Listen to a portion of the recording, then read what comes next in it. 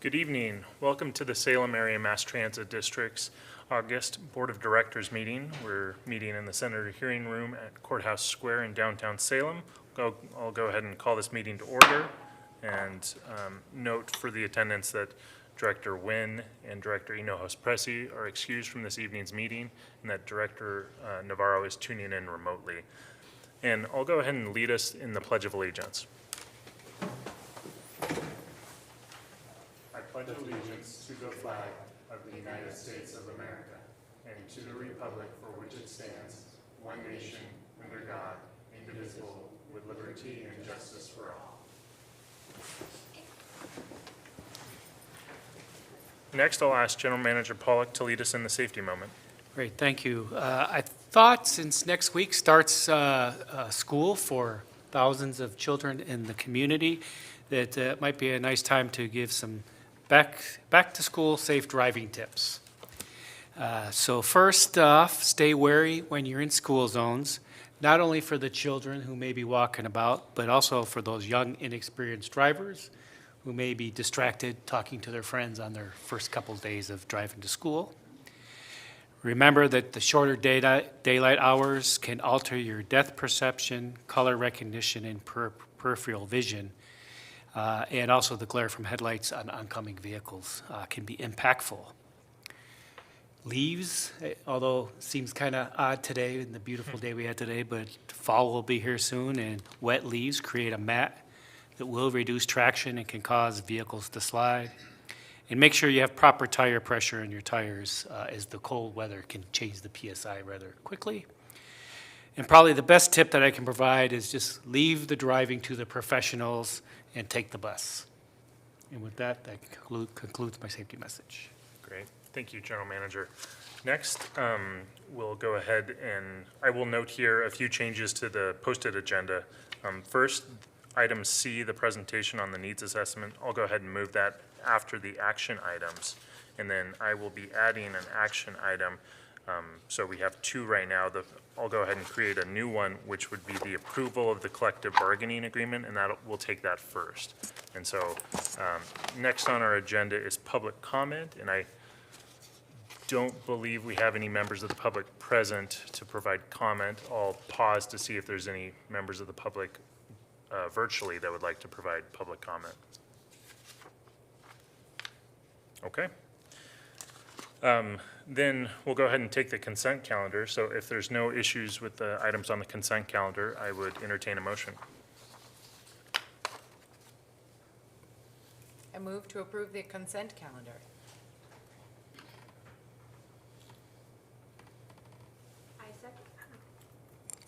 I second. Okay, we have a motion and a second. Any discussion on the motion? Seeing no discussion, all those in favor, please say aye. Aye. Aye. Okay, with the consent calendar done, we'll go ahead and proceed to the first action item, which is approval of the collective bargaining agreement.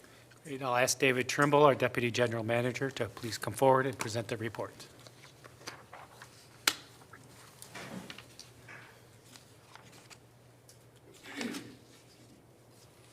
Okay, good evening, President Davidson and members of the board. If I could direct your attention in your packets to page 35. So I am joined tonight in my staff report by Shirley Block, President and Business Agent for ATU 757, and Michael Burke, Executive Board Officer for ATU 757, who would like to make a few remarks during my staff report subsequent to the board's vote on the contract. So it's really my great pleasure to bring forward this agenda item for your approval tonight for the successor labor agreement with the Amalgamated Transit Union 757. The term for this agreement will be from July 1st to 2022 through June 30th, 2025. All terms approved tonight in this agreement will be retroactive to July 1st, 2022. So before I get started, I'd really like to acknowledge all the hard work performed by the negotiating team, who included Tom Dietz, our Director of Operation, Christina Connor, our Chief Human Resources Officer, and me. Also, a special thanks goes to General Manager Pollock for his leadership and direction during this process. And I also want to provide a special thanks to the ATU team for really working assiduously to help getting through this negotiating process. So initial negotiations began in December of 2021, and there were 2 mediation sessions subsequently. Ultimately, the district and the ATU came to a tentative agreement on July 11th, 2022, at the start of the second mediation. Subsequently, the tentative agreement was overwhelmingly ratified through union member votes on August 17th, 2022. And overwhelmingly, I believe the vote was 94 yes, 5 no. The ATU can correct me if that is incorrect. So some of the economic highlights for the new agreement include a 6% wage increase in year 1 for all represented employees, which again is retroactive to July 1st. A 5% wage increase in both the second and third years of the contract as well. There are some small increases in longevity pay in the new agreement for those represented employees who reach 10 seniority years and beyond. And lastly, some small increases in shoe and boot allowances for represented employees, as those costs have seen increases in the past few years. The local ATU team worked diligently with transportation department managers to clarify operational language, operational processes, procedures in the current agreement. This includes, but is certainly not limited to, procedures for assigning regular work and vacation assignments and processes for operator signups. In total, there were over 28 tentative agreements that we worked through during the negotiation process, and I really want to call out a special thanks to ATU Executive Board Officer Michael Burke and Transportation Manager Don Clifford and team for their months and months of hard work on working on these proposed changes. It really does take months and months to prepare for negotiations and coming to some agreements. Costs associated with this labor agreement will be covered in the current 2022-23 adopted budget, and subsequent years will be reflected in future fiscal budgets. So staff recommends that the board approve the 3-year labor agreement with the ATU for the period of July 1st, 2022 through June 30th, 2025. And I'll be happy to answer any questions that you have. Thank you. Any questions? Please. The 655, can you help me compare that to other labor agreements for 3-year periods? Is that typical? It seems probably a bit higher based on our conversations prior to this, but I'm just hoping to understand how it kind of fits into the bigger picture. It is more typical these days than it's really ever been. In previous years, so our last labor agreement, there were 3% increases every year, and there was a 1-year extension where we also provided a 3% increase. Other locations, it ebbs and flows. Not always a direct comparison, because we have to look at total compensation. So, there may be another agency that may give X percent that may be a little bit more than this. However, there may be medical cost share. So it's a little not as direct, but certainly with regard to here at Cherriots, it's quite unprecedented. But that is a reflection of what's going on contemporaneously. Thank you. I don't believe there's any other questions. So, would someone like to make a motion?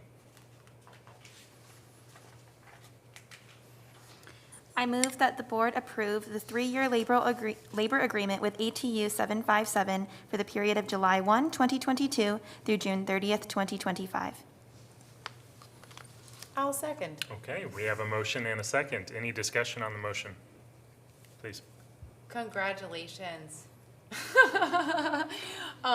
Both to staff and leadership and to our union members on, the ability to work together and come to this agreement. It's a huge benefit to, I think, the district and the community overall. So thank you. Yeah, I would echo that and say that, from our perch here on the dais, this looked very easy. Obviously, it wasn't. So just want to recognize that. So thank you for all that hard work. If there's no other discussion, all those in favor, please say aye. Aye. Aye.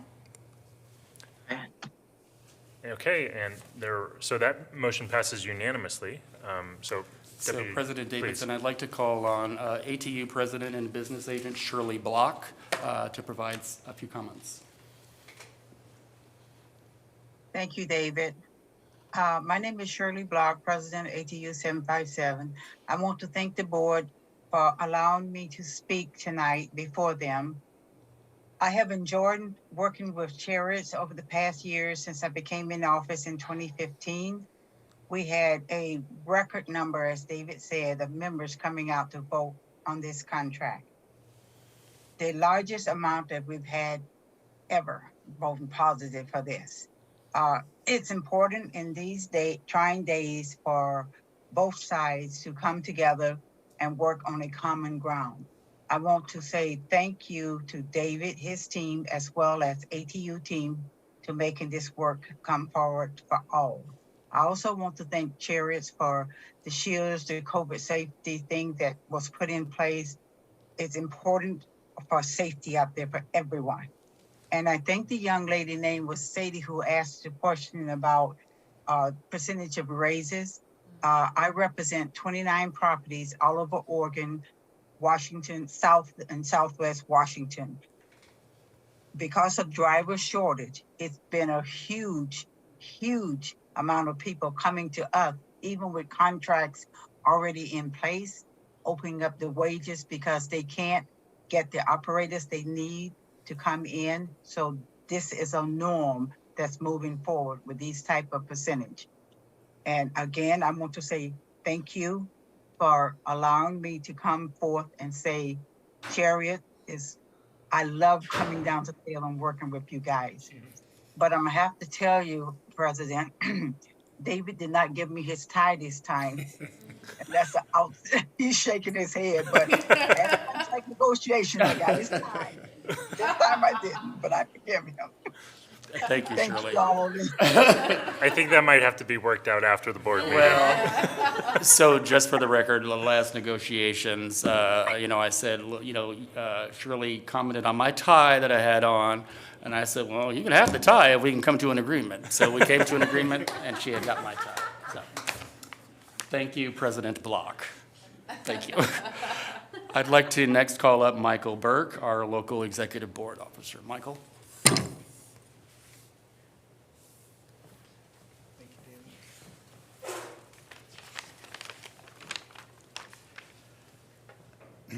Well, President Davidson, Vice President Carney, board officers, and Alan Pollock, General Manager.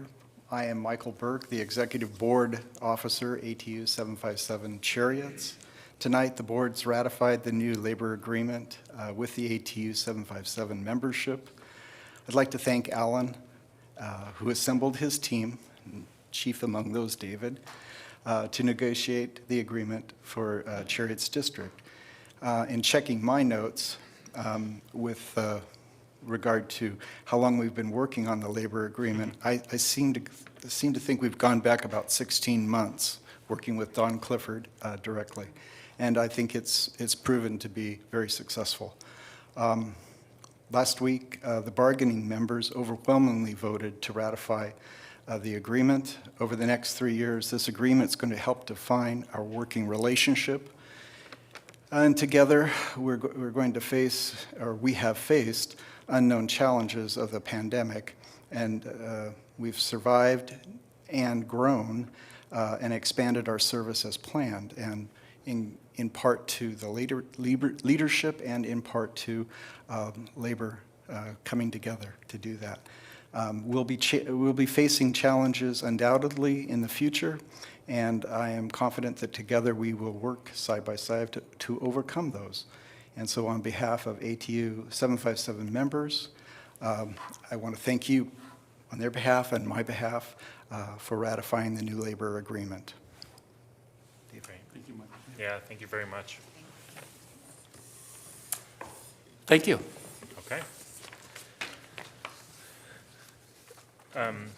Next, we have the adoption of our 2022 District Organizational Strategic Plan. Great, and I'm going to ask Matt Webb from Transpro to please come up and make a presentation.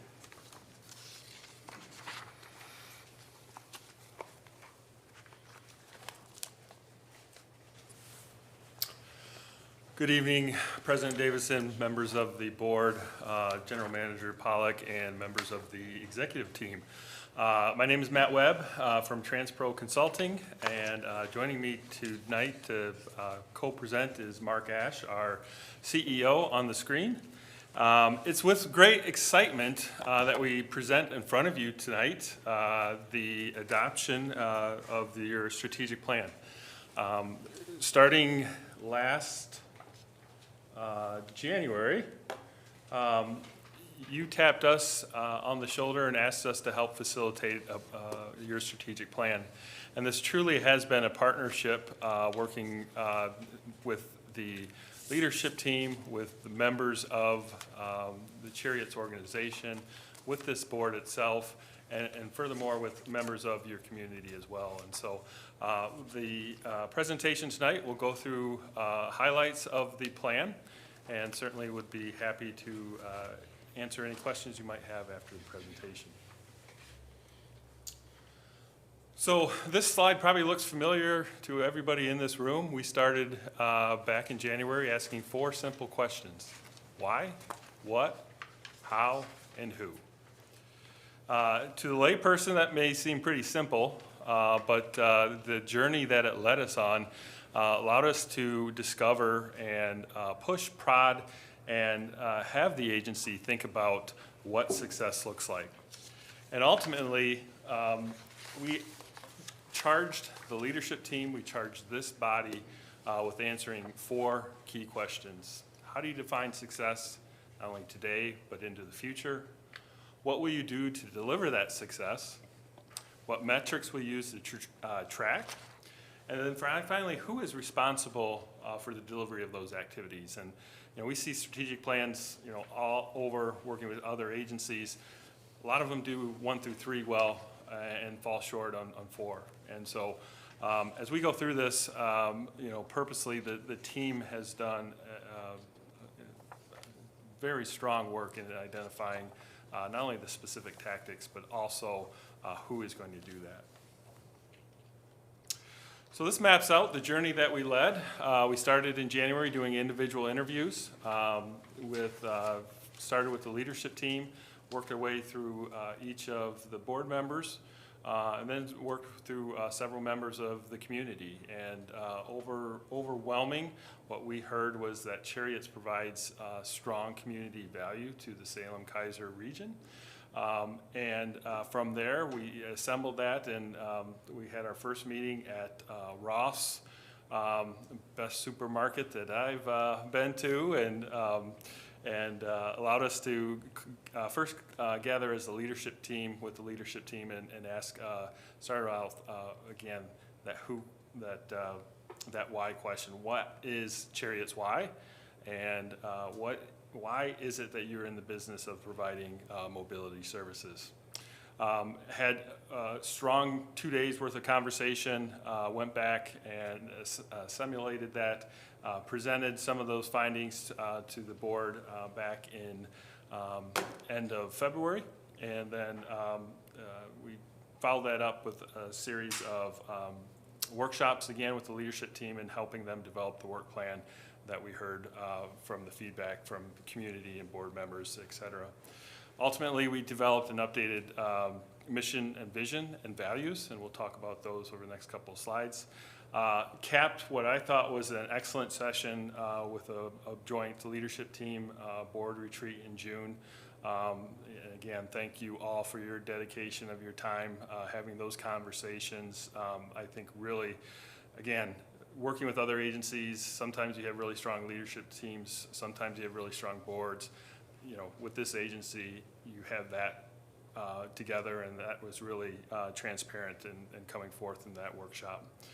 And so we took the feedback with that, working with the leadership team, and developed the final strategic plan document that's in front of you tonight. So I'll go through some of the elements rather quickly. Your updated mission statement, creating community connections. We started with a really strong place. Your current mission statement is strong.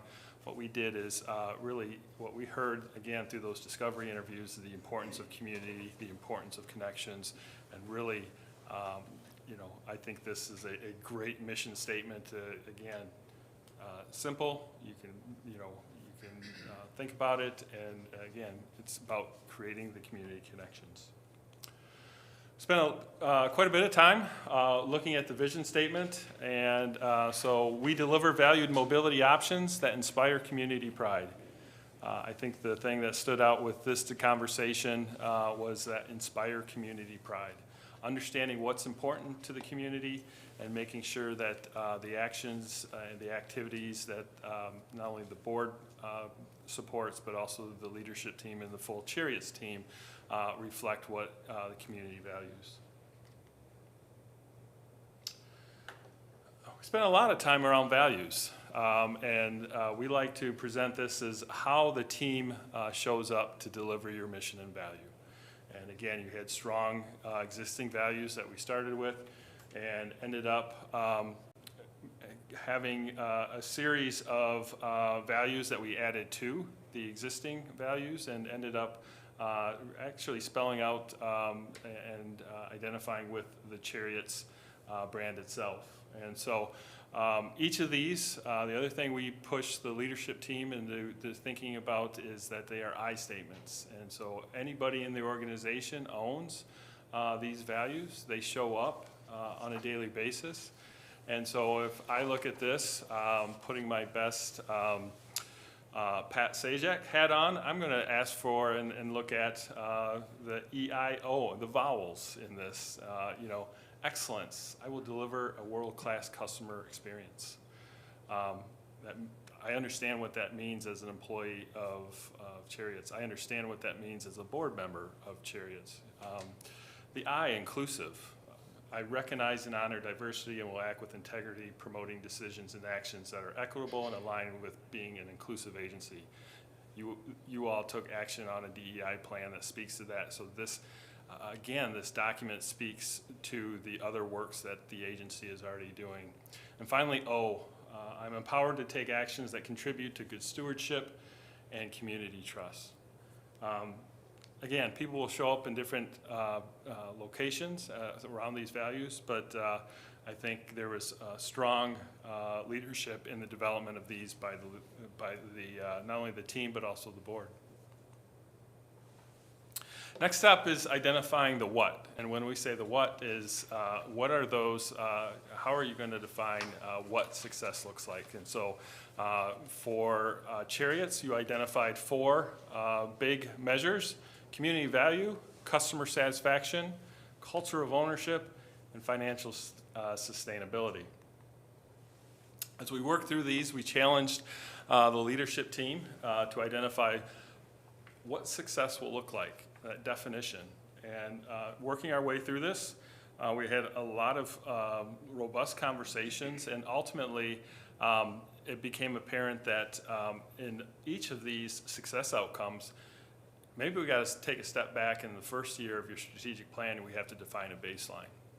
And so, across all of these, instead of saying we're just going to improve by 5% over what we think is, community value or customer satisfaction, it's been some time since you've done some of the surveys. It's been some time since you've reached out to the community, your customers. So the success outcomes across 3 of the 4 measures are to set that baseline, take the steps to do that, reach out, identify what's important, and then build, based on the feedback that you get, build specific strategies for future years. The one that does have a specific metric, and these are the way that we encourage our partners to present this, is increase baseline employee engagement score by 5 points. So as part of this effort, we also reached out and engaged with the employees of Cherriots, had strong response to an employee engagement survey, and out of that we developed a metric that identifies essentially a baseline score, and there's certain tactics that go into defining that of 59%. And the team came together and said, over the course of the next year, the work that you heard from the leadership team, Christina is working on, The goal is to drive that up by 5%. So when you come back and do another survey a year later and see how the activities and tactics that you're working on has moved that needle.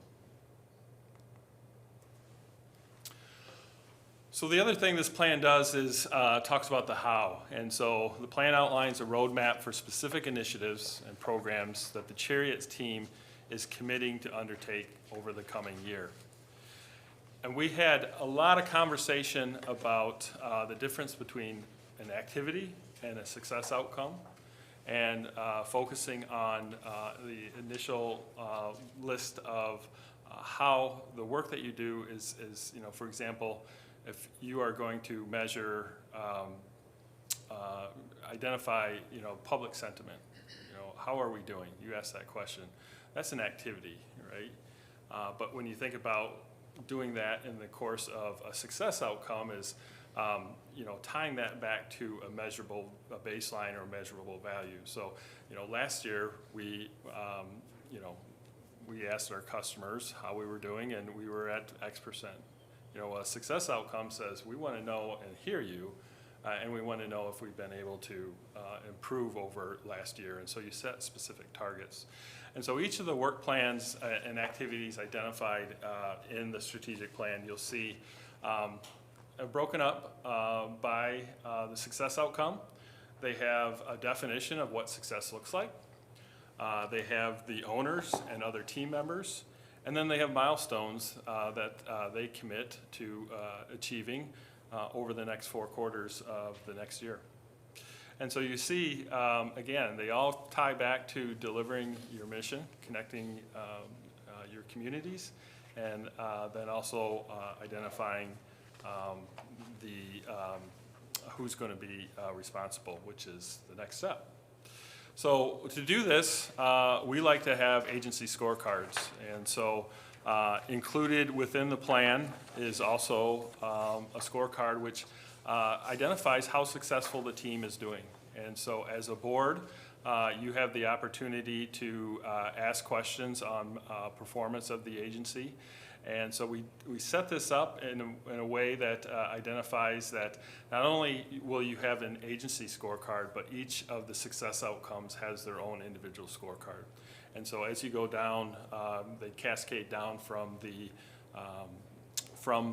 agency, and they ultimately adds up to 100 points, and you can see how you're tracking, and we recommend that these are updated on a quarterly basis.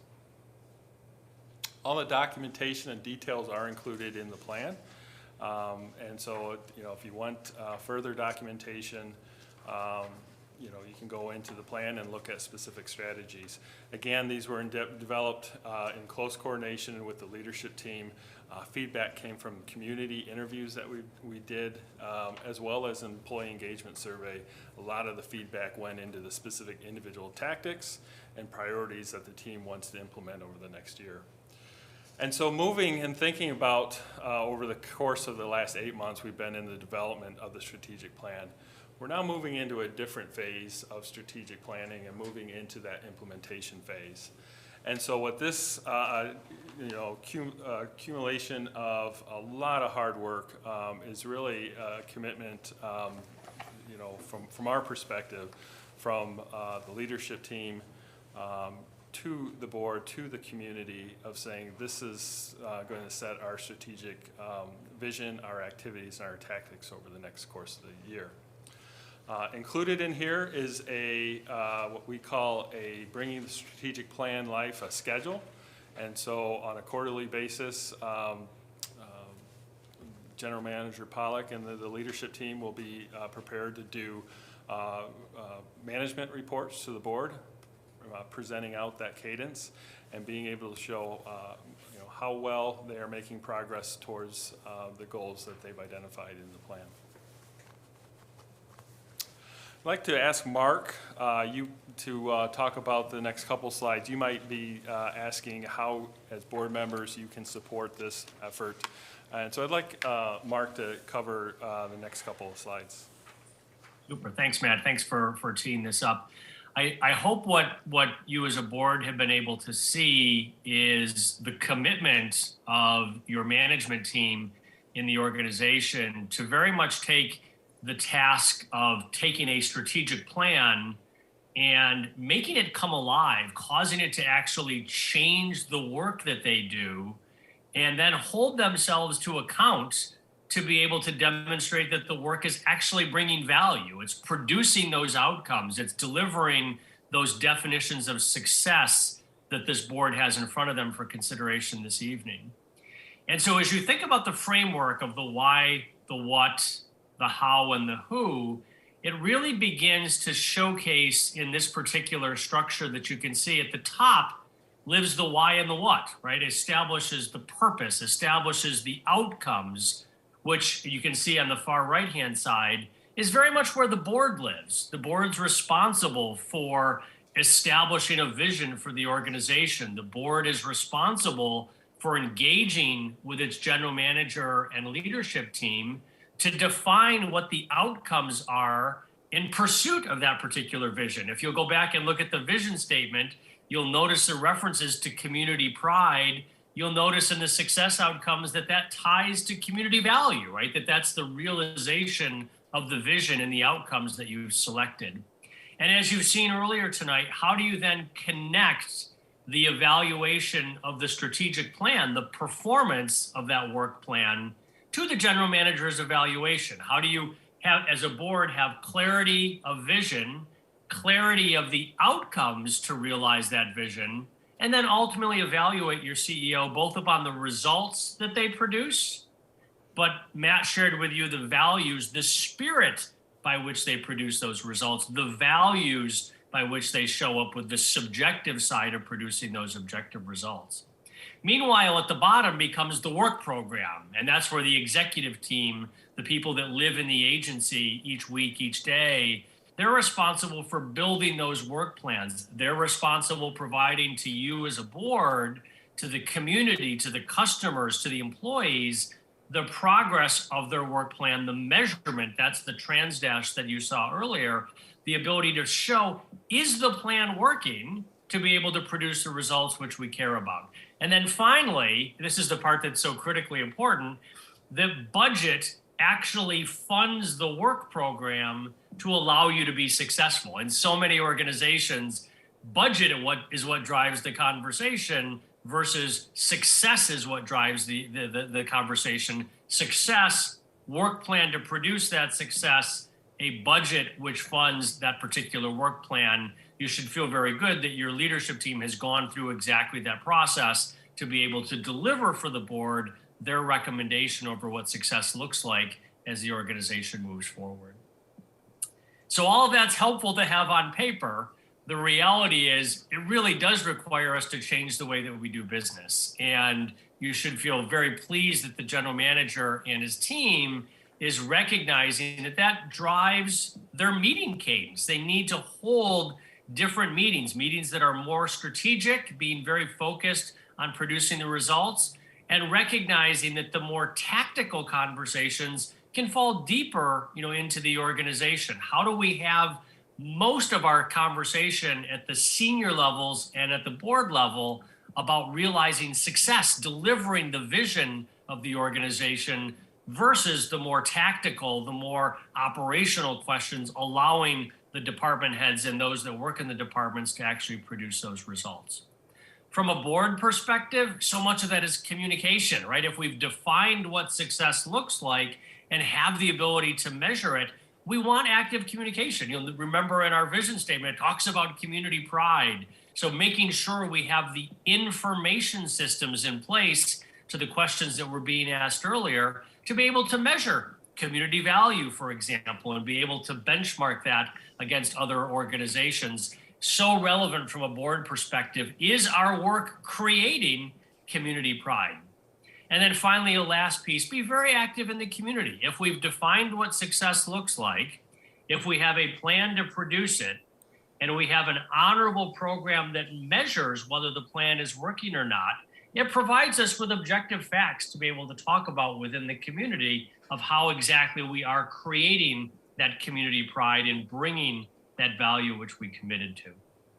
I'll do this in a slide. We had a much deeper conversation earlier, but so much of this ties to having a performance dashboard to provide that transparency of the work that the management team is doing to share with the board, to share with customers, to share with community and other stakeholders the actual results of the organization. How are we bringing that value in a measurable fashion in the pursuit of our mission and vision? If we have clarity over success, we understand the priorities that we've selected, we can literally double click into each of these categories, monitor the KPIs to produce the outcomes, greater community pride, happier customers, employees that are engaged in their work, a financially sustainable organization, all done in a very transparent way with the ability to be able to benchmark against other organizations.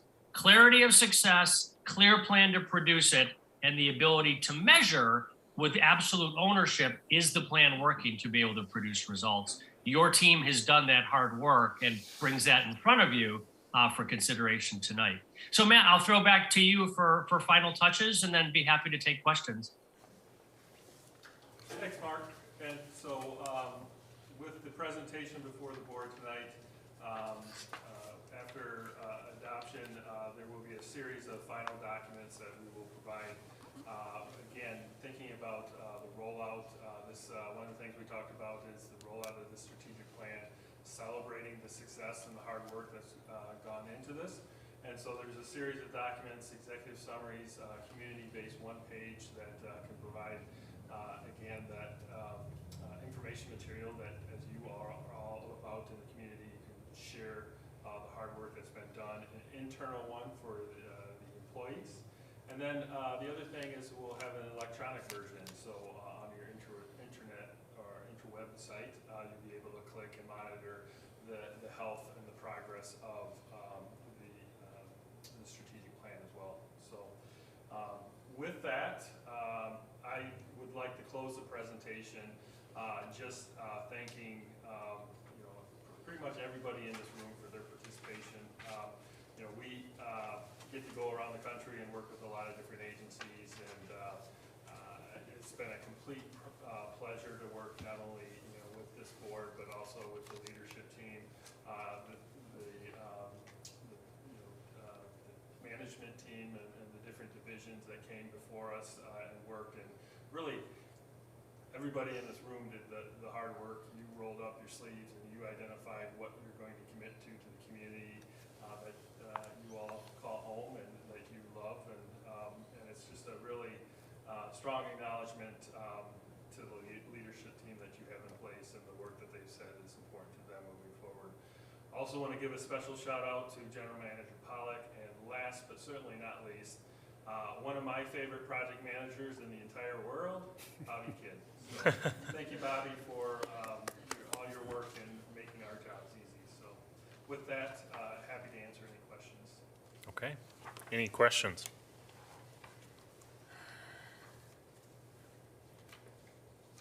Sure. Okay, please. Excuse me. This is probably more specific than I as a board member need to know, but can you help me understand this 100-point scorecard on a weighted, like, how does it ever, is it always 100? Is it always less than 100? How does it work? Sure, yep.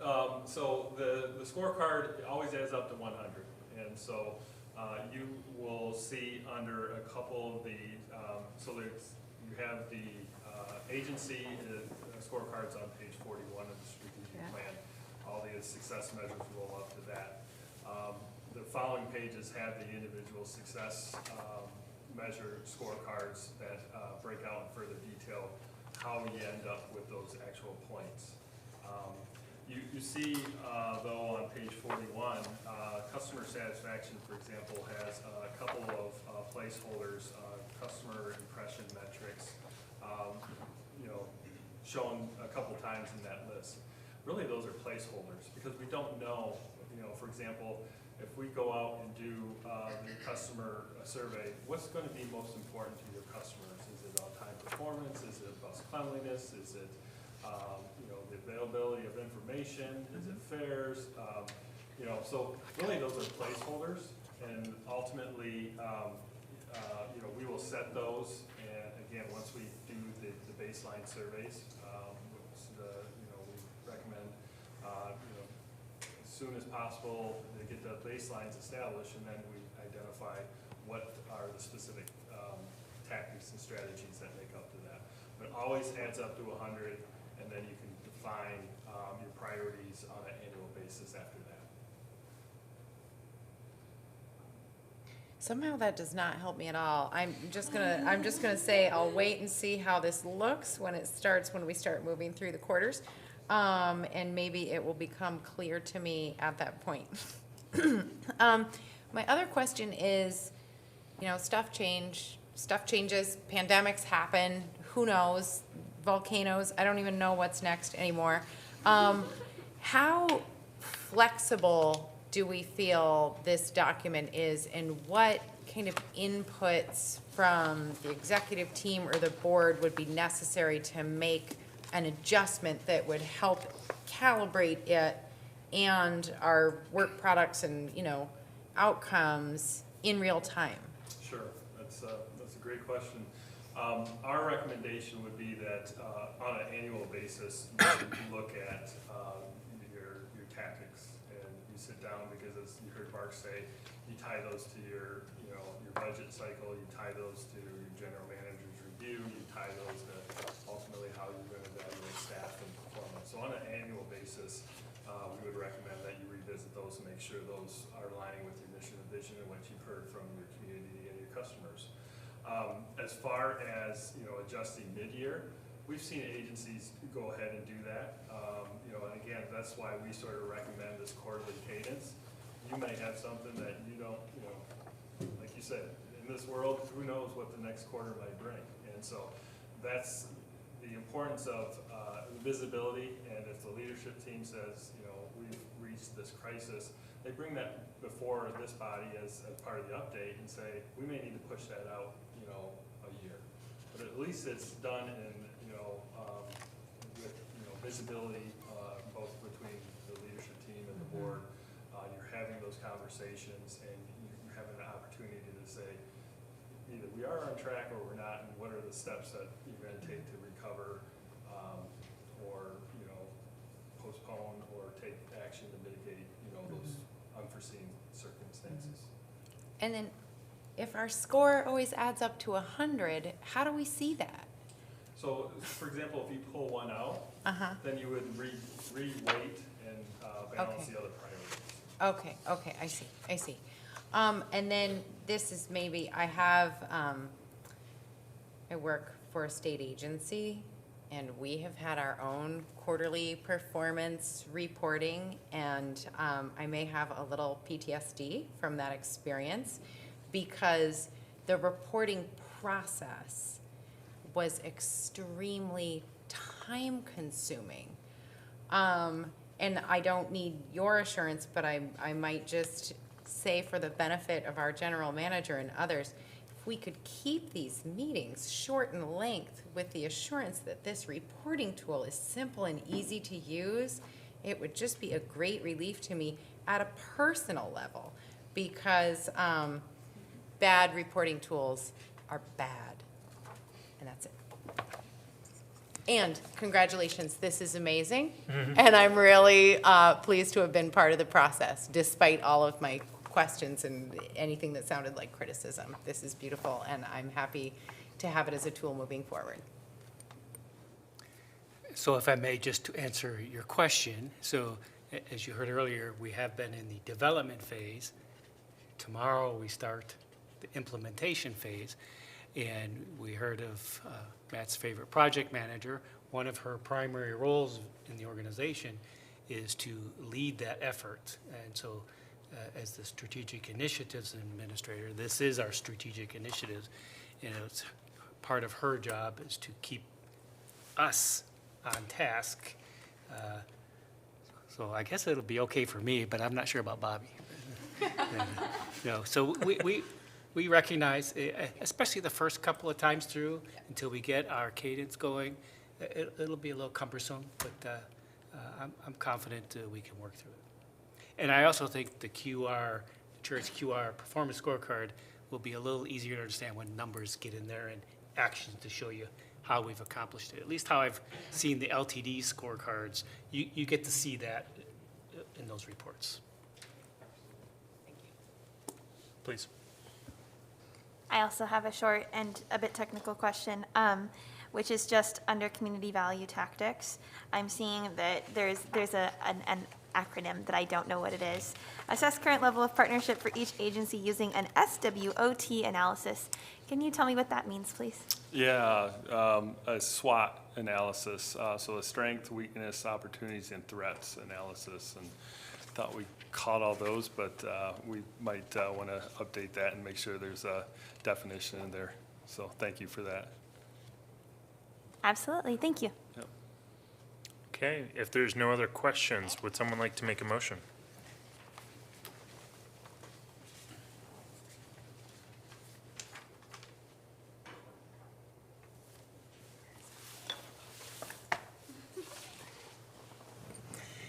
I move that the board adopt the Cherriots Organizational Strategic Plan as shown in Attachment A. I second. We have a motion and a second. Any discussion on the motion? I'll go ahead and take the opportunity to say thank you, kudos, congratulations, and condolences to Bobby. This is a beautiful document, both visually and I think in terms of the actual content. I'm excited to see this roll out and be implemented. So, with that, I'll call the vote. All those in favor, please say aye. Aye. Aye. Aye. That motion passes unanimously, and we now have a fiscal year 2023 strategic plan adopted.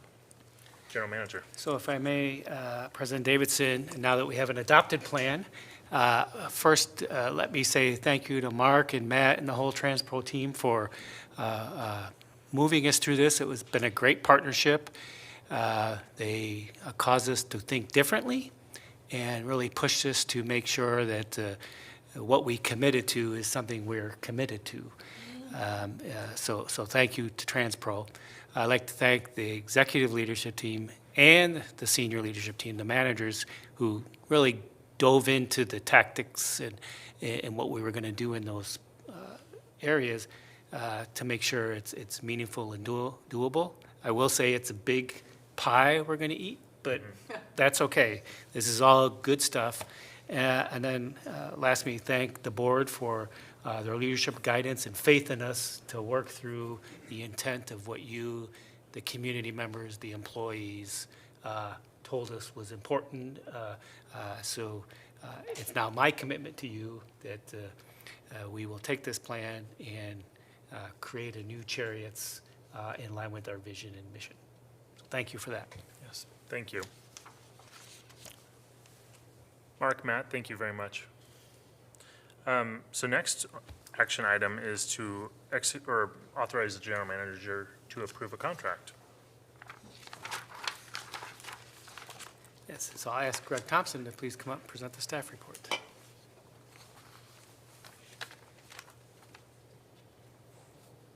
President Davidson, members of the board, good evening. It's been a while since I've presented to you in person. A nice change. There we go. So tonight, I am asking that the board authorize the general manager to enter into a contract with E&M Electric and Machinery for a contract to purchase switch gear to support the battery electric bus project at the Del Webb location for an amount not to exceed $105,786.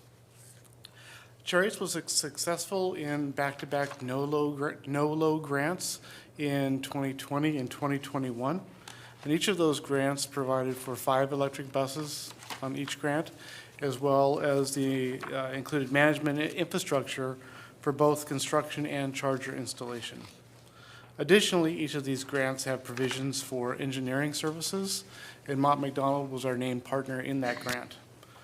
Cherriots staff have been working closely with Mott McDonald and our public utility Salem Electric to develop the entire Dell Web charging infrastructure for the battery electric buses, as well as identify the specifications for the switchgear cabinet.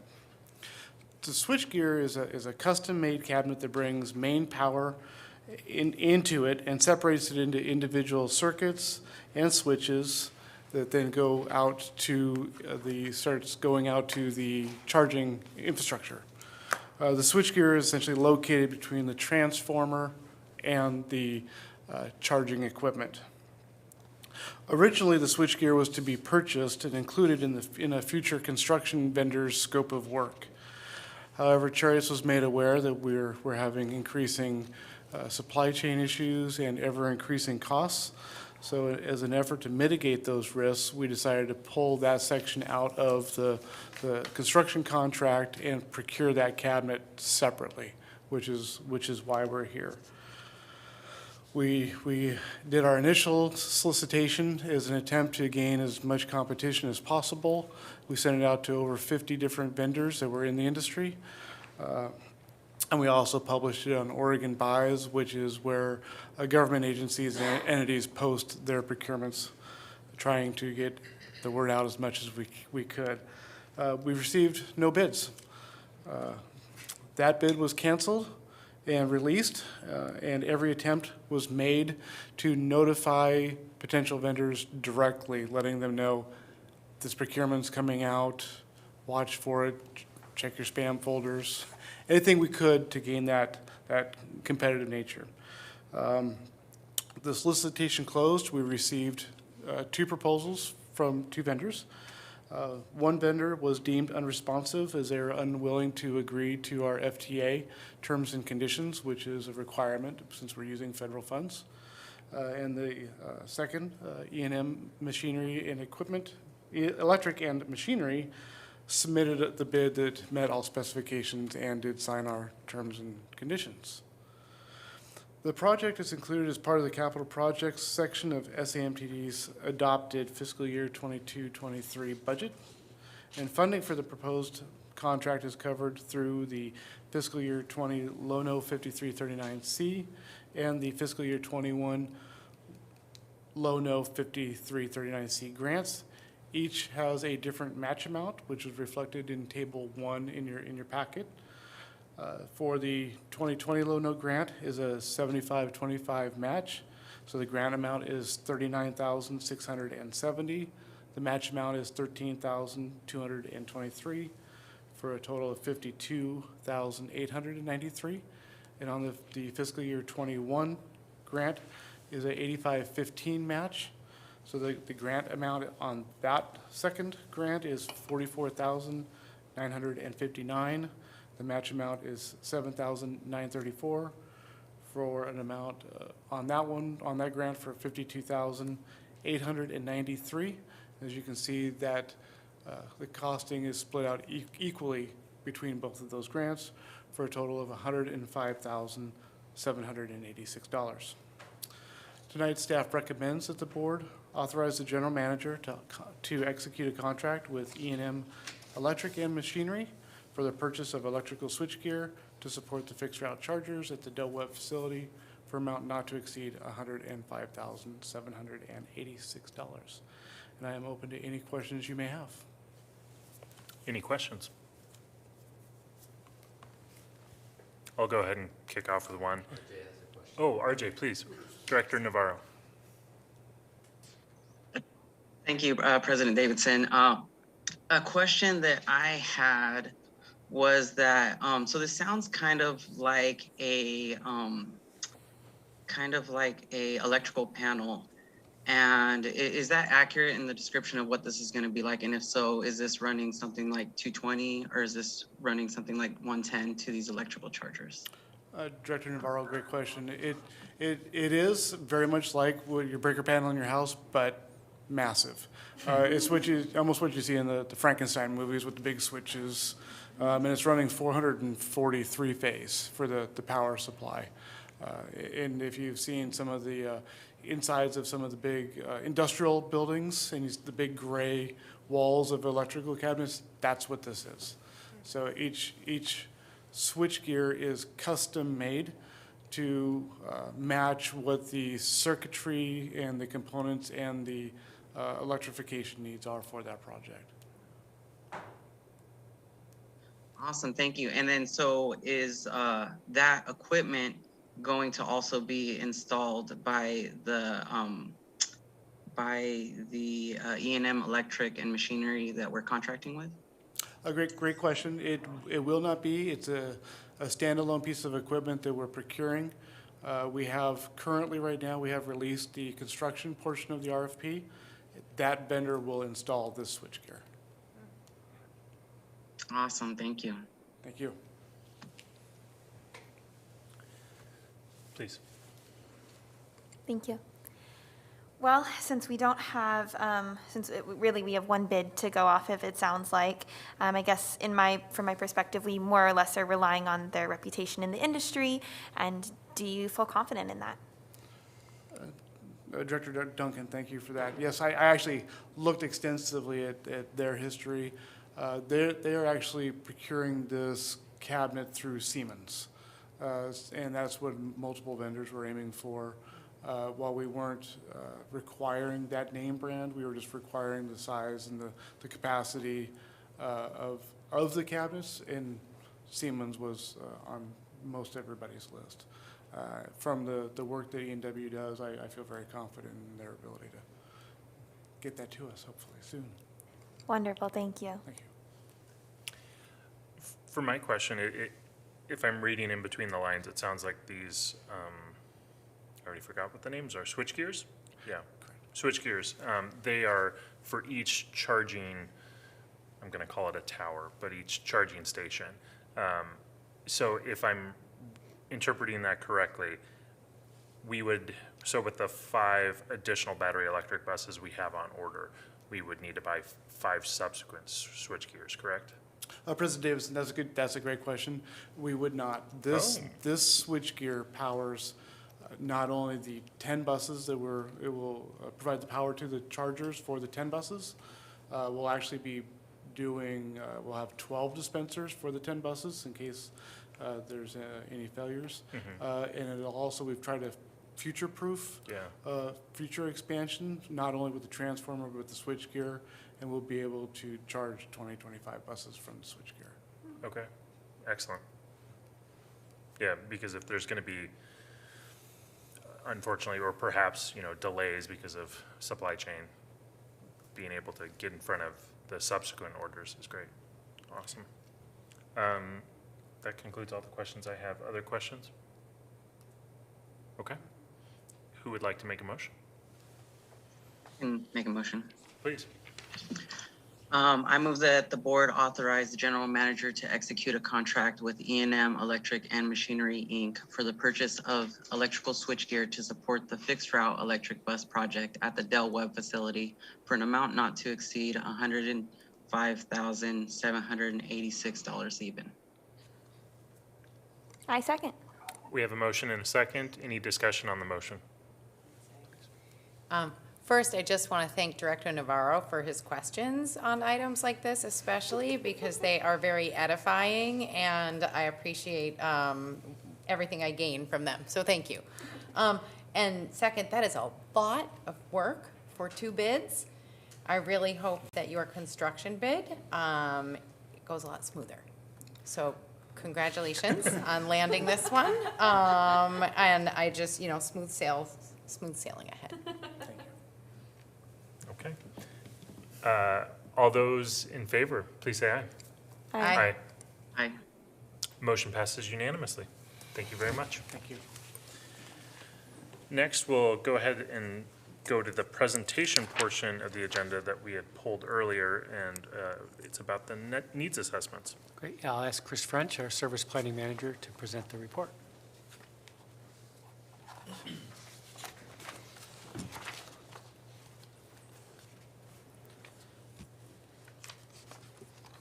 Good evening, President Davidson and members of the board. I'm here this evening to present the FY22 needs assessment. This is to identify current unmet needs in our transit system. Why do we do the needs assessment? The needs assessment coincides with the STIF calendar, Statewide Transportation Improvement Fund. And this is for us to look at what challenges our riders are having and are facing right now, and what can we do to improve in the near future. What is an unmet need? It's any need in the region for additional public transportation service to meet existing public mobility needs currently not being met.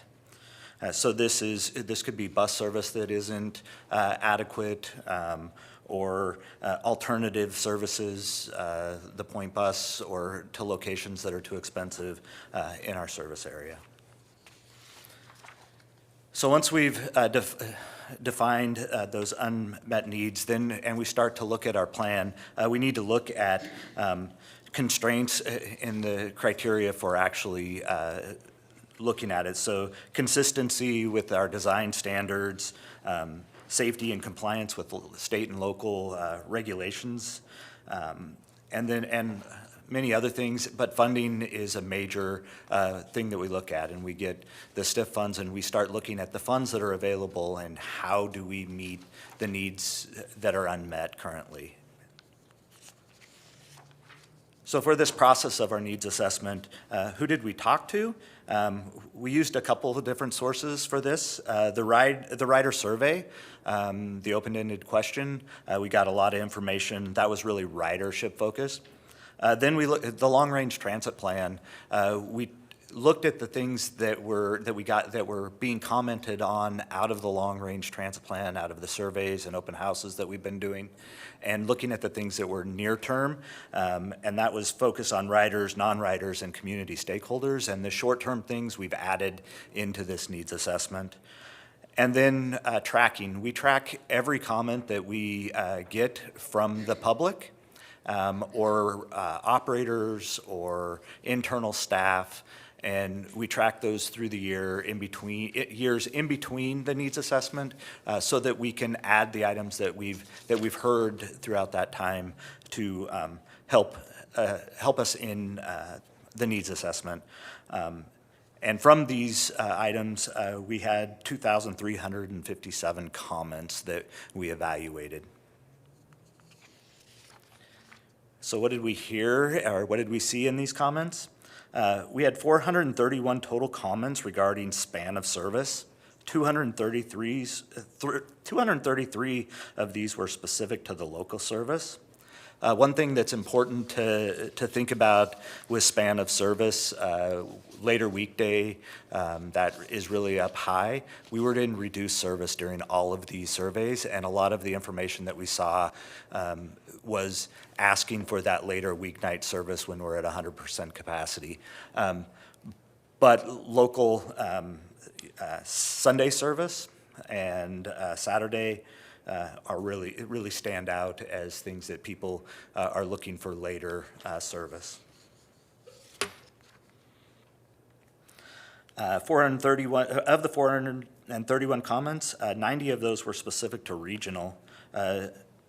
Cherriots Regional does not currently operate on Sundays or holidays, but later weekday service, all of our regional service during these times were all at 100%. So these are more directly related to what people are really looking for, and later evening, weekday, later and earlier service, and Saturday service as well. New service areas for Cherriots, 393 total comments regarding service expansion. 103 of those were specific to local service. 81 of those mentioned a specific area or destination within the local service area. And the biggest one was the southeast Salem area, along the Kubler, connecting between South Commercial and Lancaster Drive and in that area. Weekend service expansion, 97 total comments regarding weekend service expansion. This category refers more to existing routes, both local and regional on weekends. It doesn't refer to creating new routes to operate on weekends. So it's talking about the service that we operate during the week that isn't currently operating on weekends.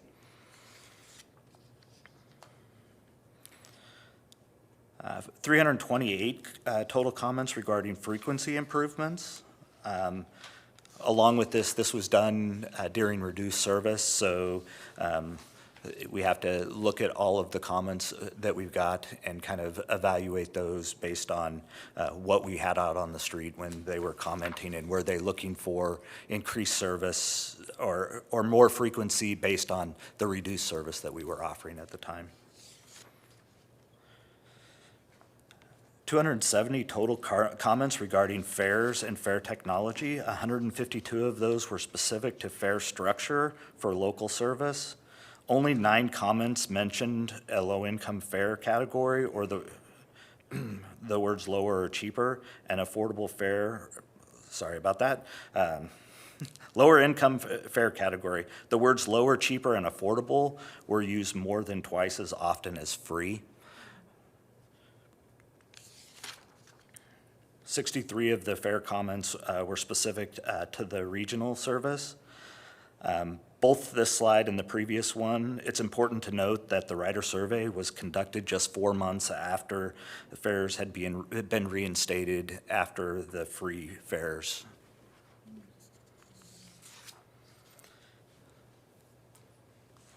'83 total comments regarding fare technology. This is encouraging as we embark on the project to implement Cherriots' first ever contactless fare system.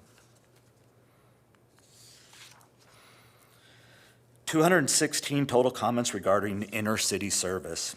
Several other places were mentioned, but most of those were only mentioned once, and so we're not considering them significant, statistically significant.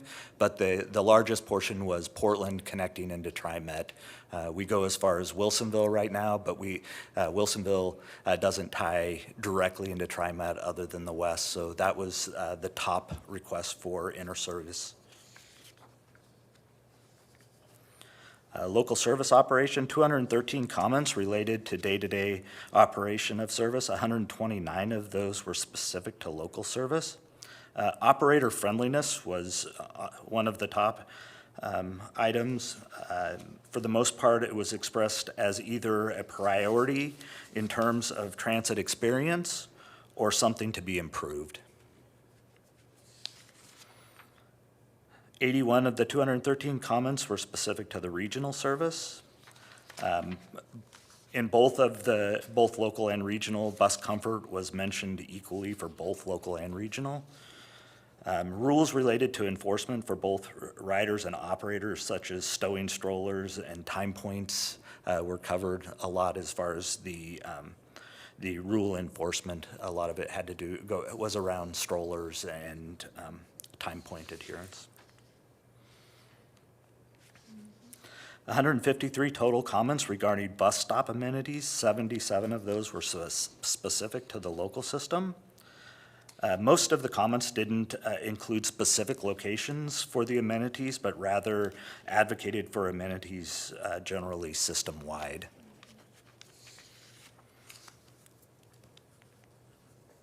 Uh, 63 of the 153 total comments regarding bus stops were for the regional system, and bus shelters was the top item that they were looking for.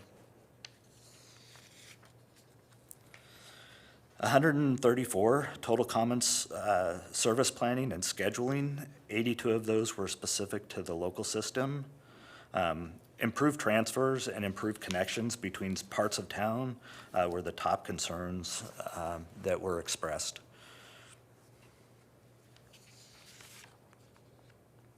'29 of the 134 comments regarding service planning and scheduling were specific to the regional system, and on-time performance was the top item that people focused on in their comments. 125 total comments regarding safety, security, and cleanliness, both on and off the buses for local and regional system. 95 of those comments were specific to safety and security, such as having security presence nearby and ensuring operators are driving safely.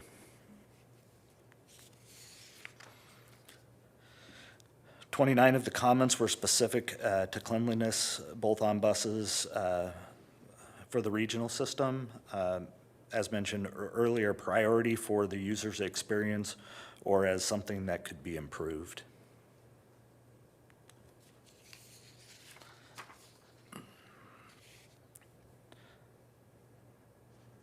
90 total comments received regarding rider information and technology, real-time bus information, and Wi-Fi on the buses are both current, and both of these are currently in the process of being deployed. So now that we have identified the current unmet transit needs in the service area, we will begin to form plans to apply for STIF funding that will be made available July 1st, 2023, and working towards September implementation of service changes to meet these unmet needs as funding is available. And with that, I can answer any questions that you may have. Any questions? Yeah, I'll go first. I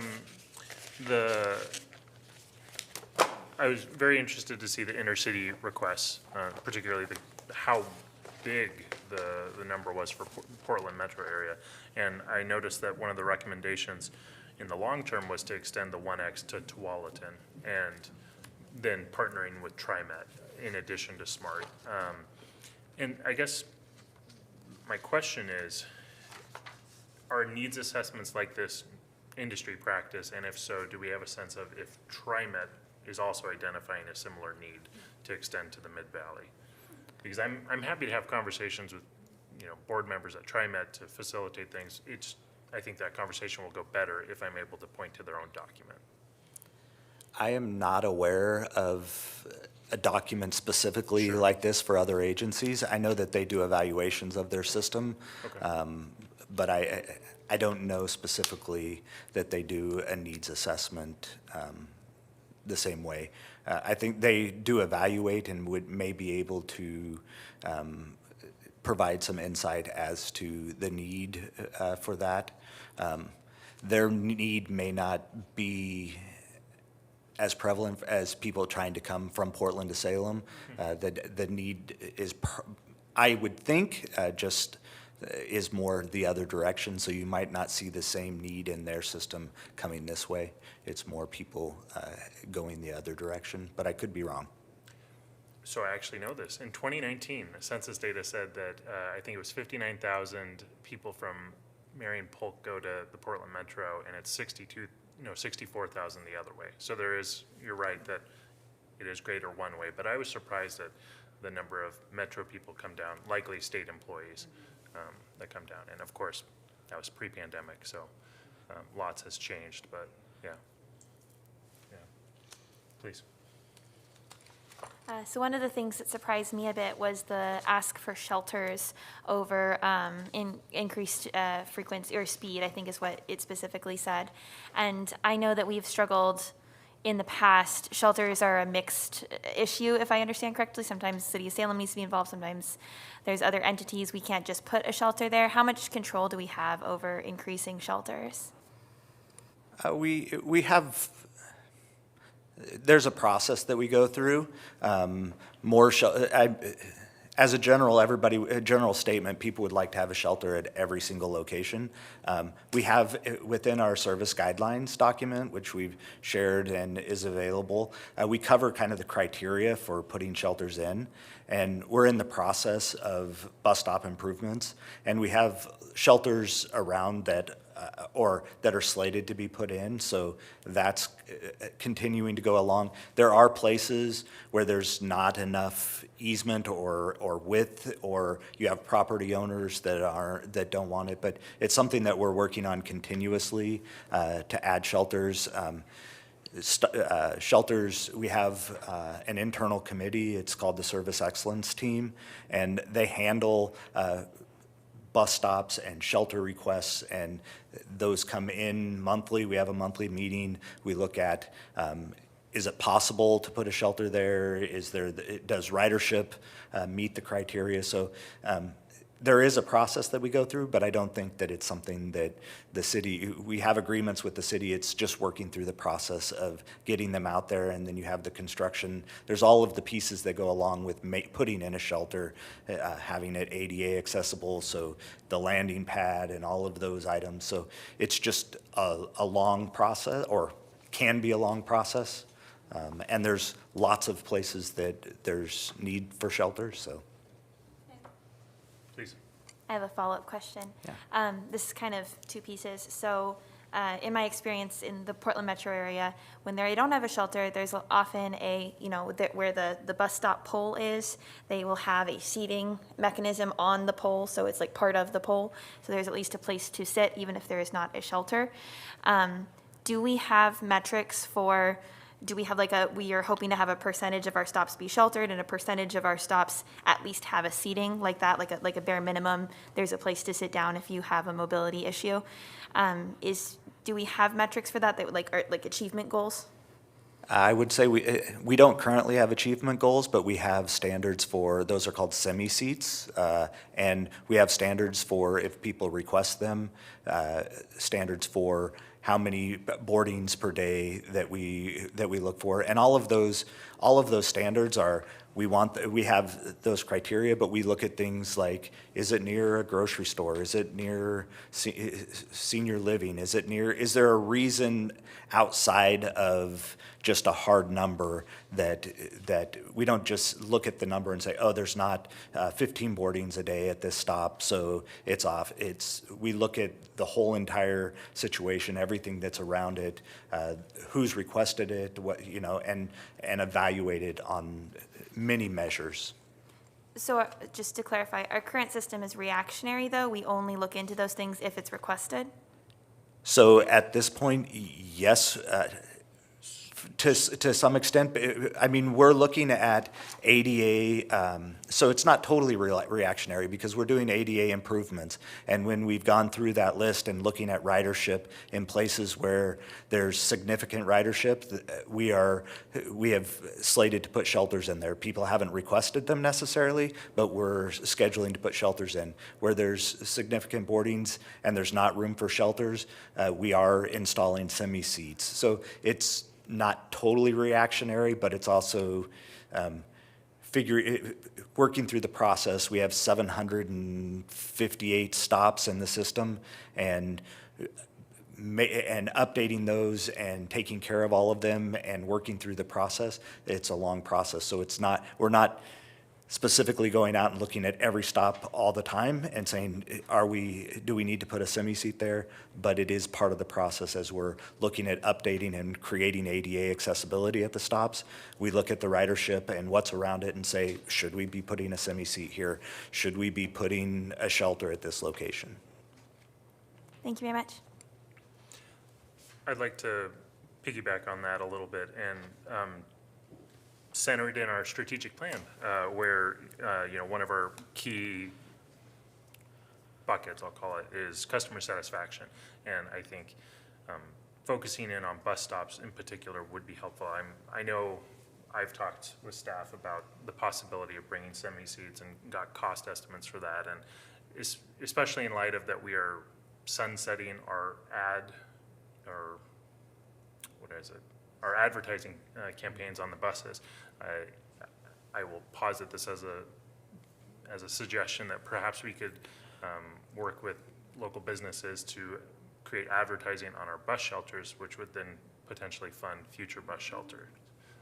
So right now in our service standards, we have a threshold number, and so if we're able to bring that down a little by supplementing with additional revenue from other streams, that is a suggestion. Of course, we as a board could talk about just bringing down that number without finding additional revenue. But I just wanted to say that, of course, there's all kinds of additional operational costs. You would need additional people to be able to service those areas. So I don't want to discount that, but Just for a little information, also the city code does not allow advertisement in the shelters.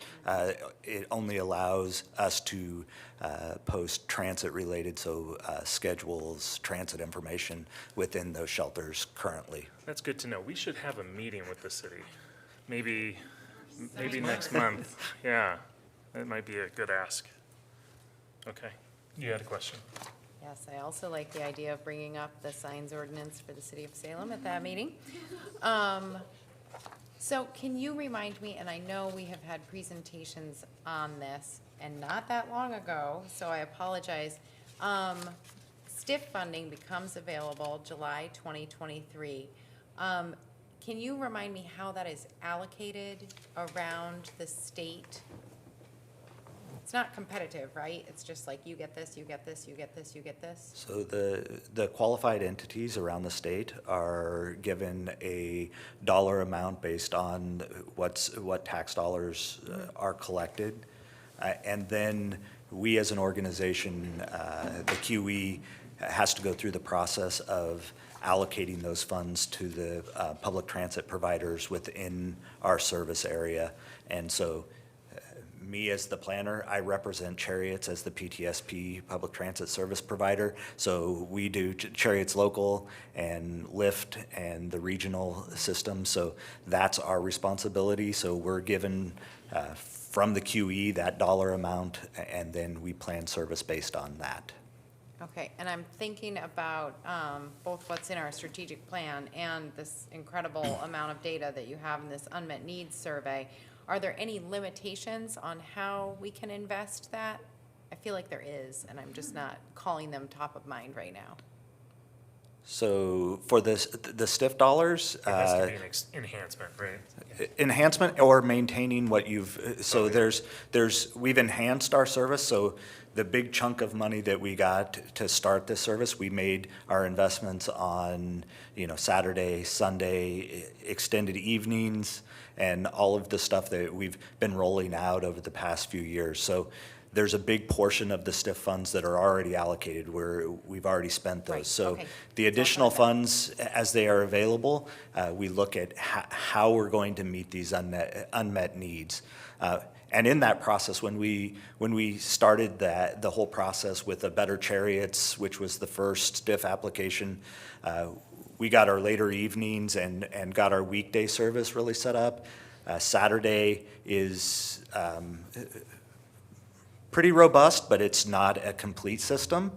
And then we have the Sunday service, which is really just the core network, but we wanted to make sure that we were providing that 7-day-a-week service. So the dollar, as we look at the information that we're seeing here, Saturdays and Sundays, they're asking for that.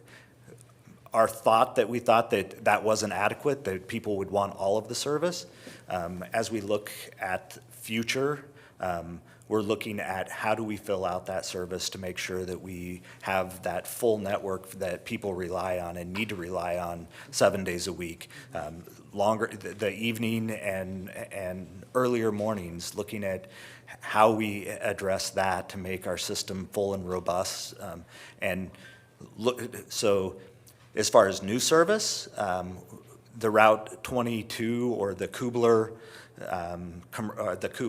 link piece, that's a vital piece to our system that's really missing.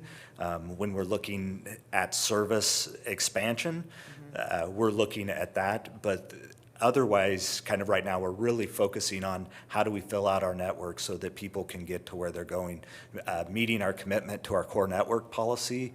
The core network, in that policy, it states that we have a goal of having 15-minute service weekday on the core network. Not all of our core network is at 15-minute service. And we have a weekend goal of having 30-minute service on all of our core network, which we're close on, or I said 30-minute, not 15, but 30-minute on weekend, and we're not there on Sunday, and we have a lot of holes there. So looking at this information that we've got in the needs assessment, we really see that we really need to fill that out in order to give the community what they need for access for the whole community. Agreed. And so it's available July 2023. Last question about things I should probably recall from our previous meetings. When do we know how much it is? We have estimates that Okay. we're working through right now. We have the estimates. We're working, Okay. or staff is working, not me directly, but they're working out those details. STF was added into STIF, so figuring out those projects and that money that was added, all of that allocation, we're working through that process. We have a really short timeline because January 1st, we have to have our STIF applications in to ODOT, which means that we would really like to have the board's approval in November. We needed it in November, so we have time in December to finalize all of the applications and get that all packaged up to submit to ODOT. So we have a really short timeline. Yeah. Okay, that is very helpful. Thank you. If I could just add, so the December 2020 forecast, the numbers are pretty close. For the biennium, I think the in-district's about $12 million, and out-of-districts, I think, $5 million or so. But we use a portion of the out-of-district for the in-district supplemental service. So that's going to be a pretty close number. Okay. And like Chris said, first thing we do is take off the top the money to keep the enhancements we have now going. And then we look at that delta. Okay, now what else can we do? Really quick, I would love to have a work session on your current thinking for STIF. I know November is, we have to have it, approved. I would love to get briefed on it before we see it for the first time. So this document was delayed. So this evening we were hoping to come to the work session, but because of all of the stuff, Sure. I didn't want to come and talk before you'd seen the needs assessment. So we had planned to talk with you this month about kind of what we were thinking, where we were going. I tried to give a little bit of that tonight just so you have some kind of an idea. And then we definitely want feedback, but I was just trying to give you guys an idea of what we're seeing and what we're thinking, and then finalizing that by the board telling us, yeah, we see what you're saying there, but we think you should go a little bit this way, or you should go a little bit that way. So We'll make sure that's part of next month, just for the timing. You remember, we were going to do this last month, but we're in the work session, but the other topic took too long. So now we'll get you there. But yeah, you couldn't have that conversation Chris talking about until you saw this. Now you have this. Next month we'll have that conversation. Yeah. And if you have documents, I love reading, so feel free to send them a month in advance. I'll devour them. So. Short question, going back to what we were talking about before. There's many city benches that are, say, sponsored by so-and-so, somebody donated funds for a bench. Is that inappropriate for bus stops?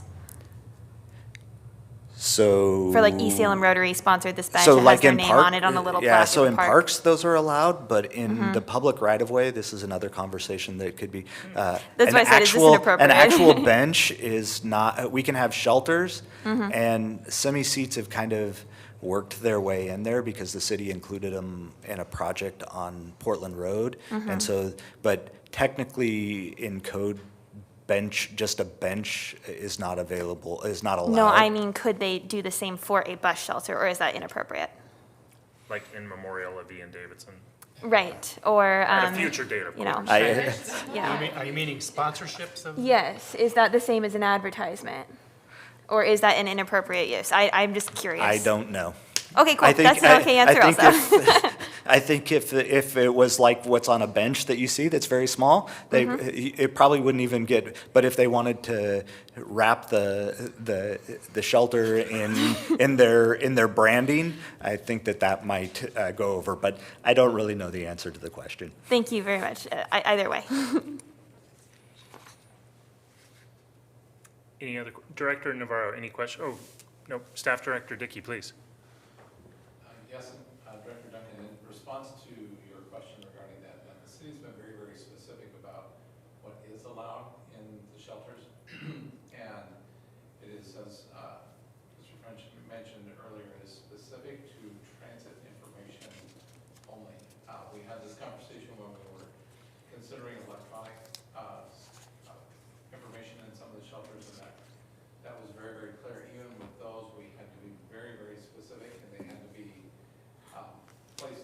manner that it would not be visible by a driver from the roadway. So, yeah, it will take a change to the sign code. It doesn't mean it can't change, but with the current sign code, we are not allowed. Now, that is within the city of Salem. City of Kaiser and Marion County jurisdictionally do not have that limitation. Thank you. Okay, any other questions? Okay, seeing no other questions, thank you very much. You're welcome. Am I staying to do? Oh, and yep, we've got, Yes. go ahead, please introduce. And Service Planning Manager French will present the service change briefing for September. President Davidson, members of the board, I'm here again to present the service change briefing for September. For the September service change, we are going to 93% for the local service. Saturday, Sundays, and holiday service will continue to operate at 100%. The service change will take place on September 4th and will be effective through Saturday, December 31st. For the local service, we are currently at 90%, going to 93% was adding back 15-minute service onto the Route 17. Local holiday service, Labor Day and Veterans Day during this sign-up will be Sunday level service. And Thanksgiving and Christmas Day will not operate service. For the regional system, we're very, very excited.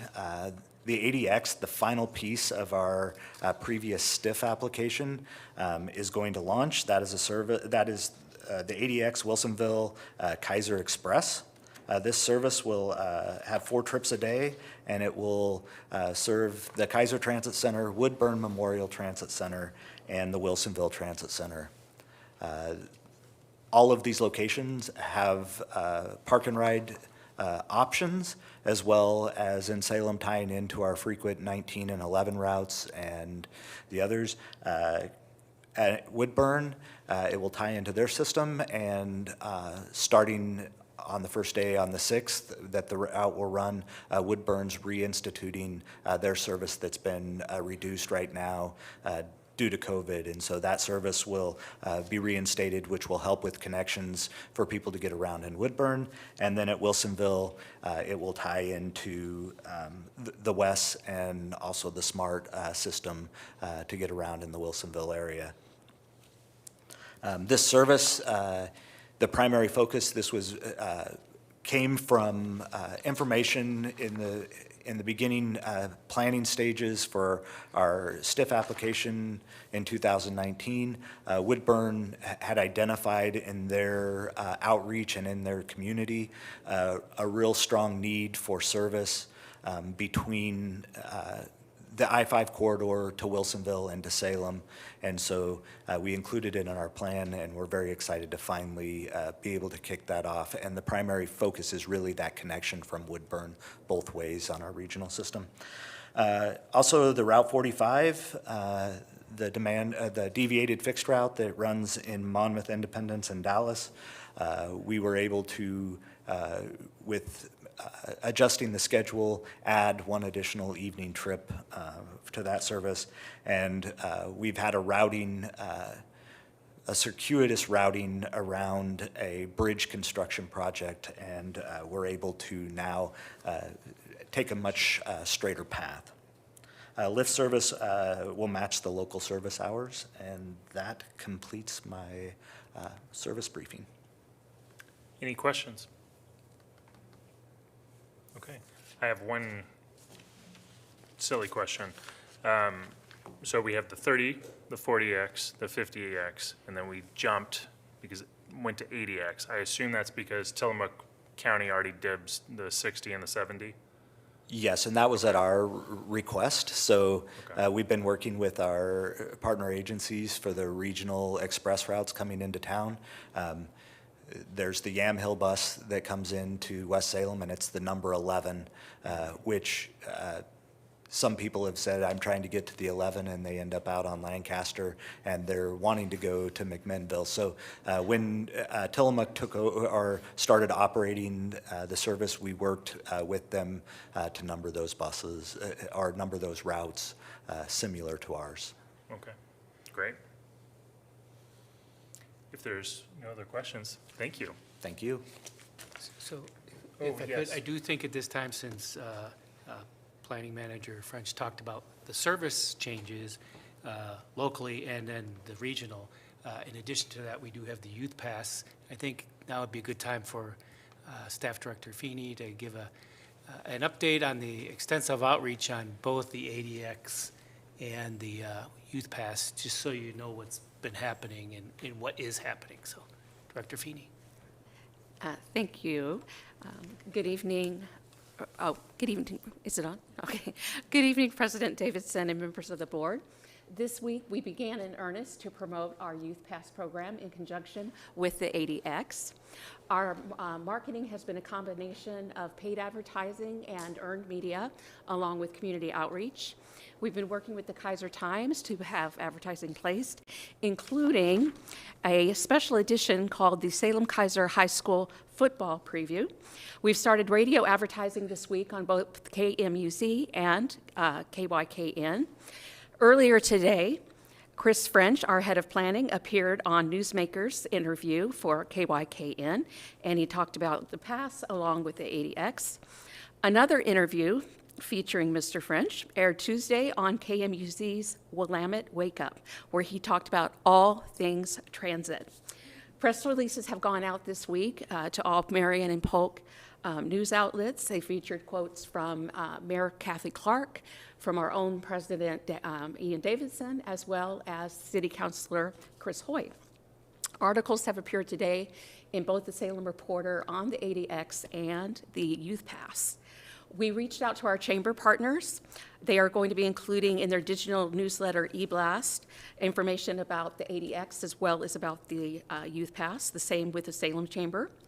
We reached out to the City of Salem, our partners, and they, when I asked them if they would put it in their digital blast, they said not only are we doing that, but we're also already promoting it on social media, so that's great.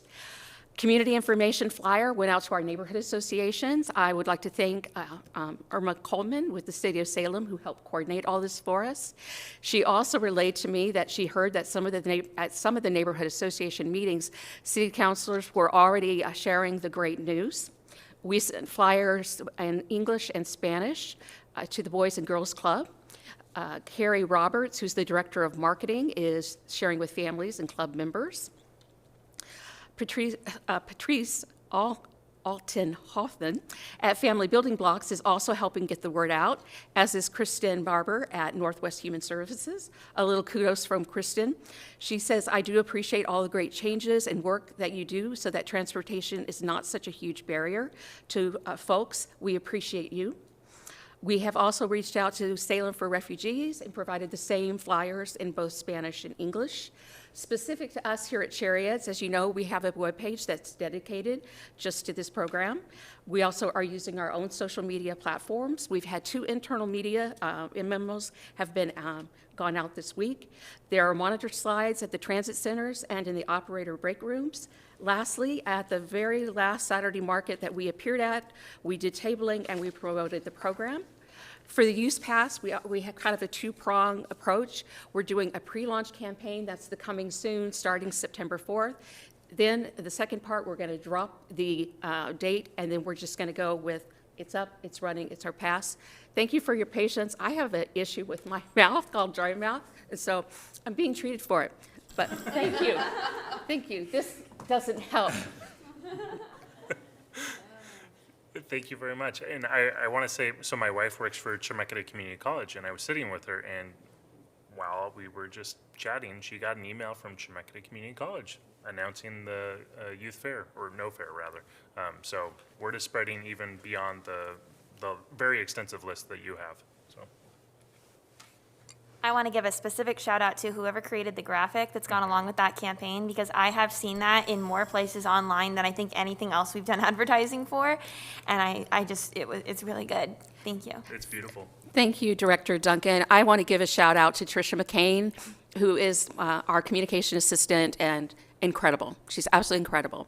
She's my favorite project manager.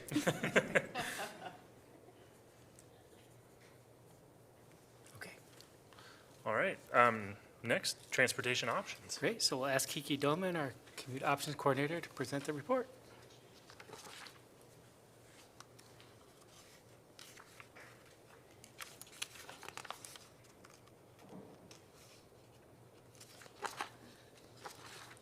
All right, got the mic on. Perfect. Lovely. All right, good evening. President Davidson, members of the board, thank you so much for having me here tonight. I am thrilled to be here to present the fourth quarter report for the Transportation Options Program. So first, I will be starting with highlights of our education and outreach efforts. All right, so this past quarter, we had a priority of strengthening our ETC network. And so just as a reminder, our ETCs are or stands for Employer Transportation Coordinators. And so these are the folks that we lean on, we communicate with on a regular basis. They're our point of contact for their work site. And in turn, they are also the point of contact for their coworkers to receive updates, transportation, transit district updates, and then also commuting resources as well.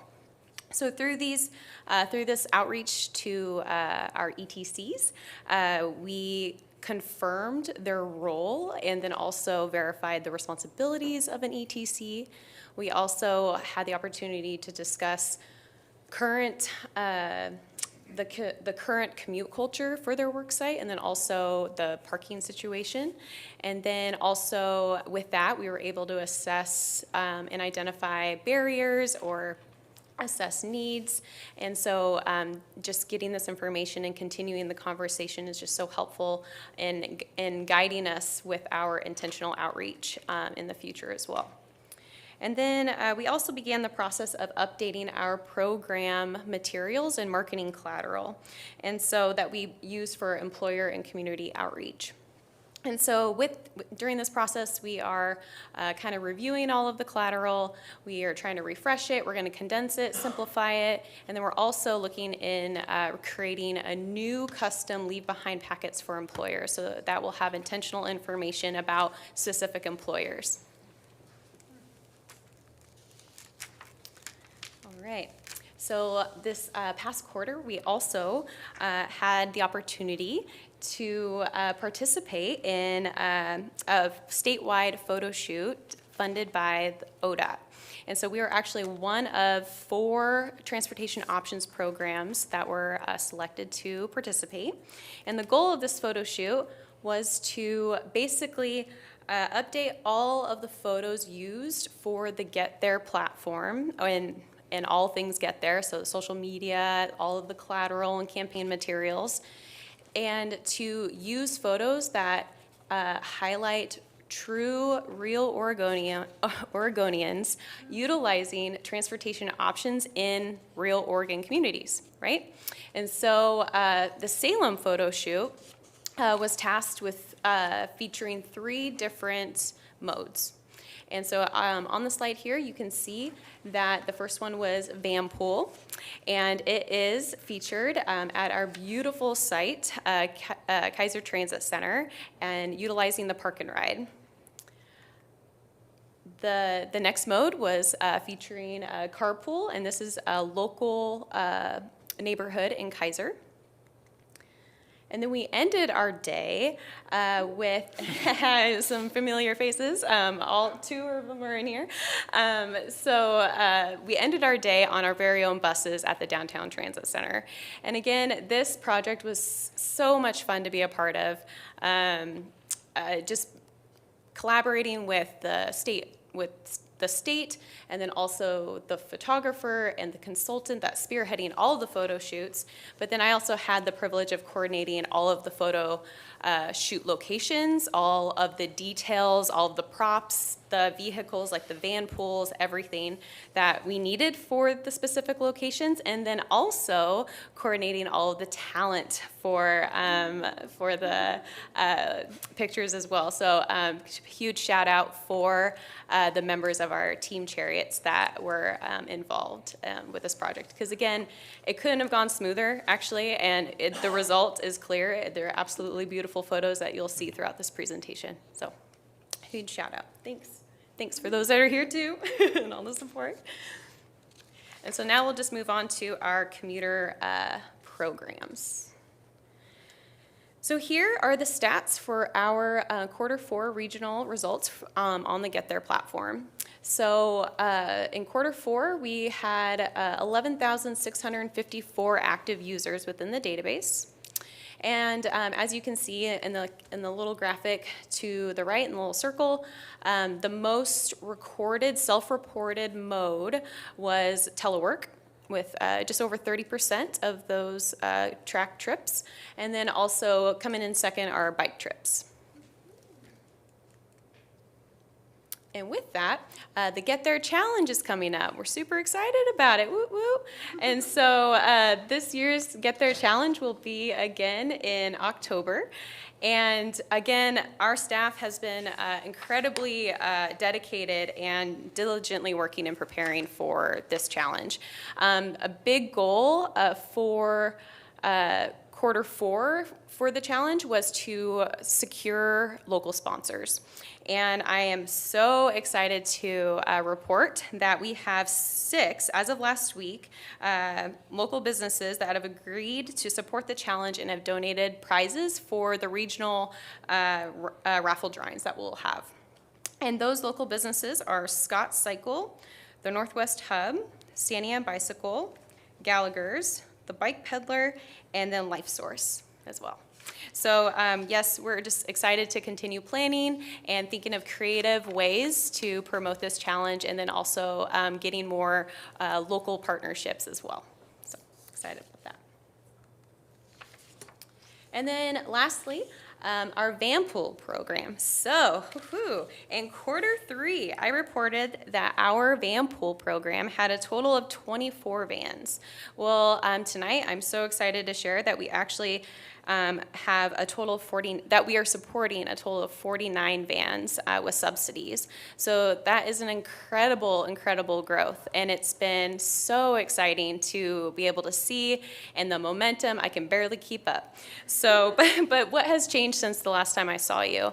Well, preparing this presentation, I was really thinking about what has changed. And I think a lot of it is just the partnership, the strong partnership that we have with our vendor, Commute with Enterprise, but then it's also the mindset behind commuter benefits. And the 2 most recent employers that have enrolled into the van pool program, Midori Farms, who I reported on last quarter, and then DCI Incorporated, which is a dental manufacturing company in Yamhill County. Those 2 have contributed to the biggest or the largest growth since last quarter. And I think just the leadership is not only supportive, but they're participating in the program. It's changing the culture completely by providing this life-changing commuter benefit.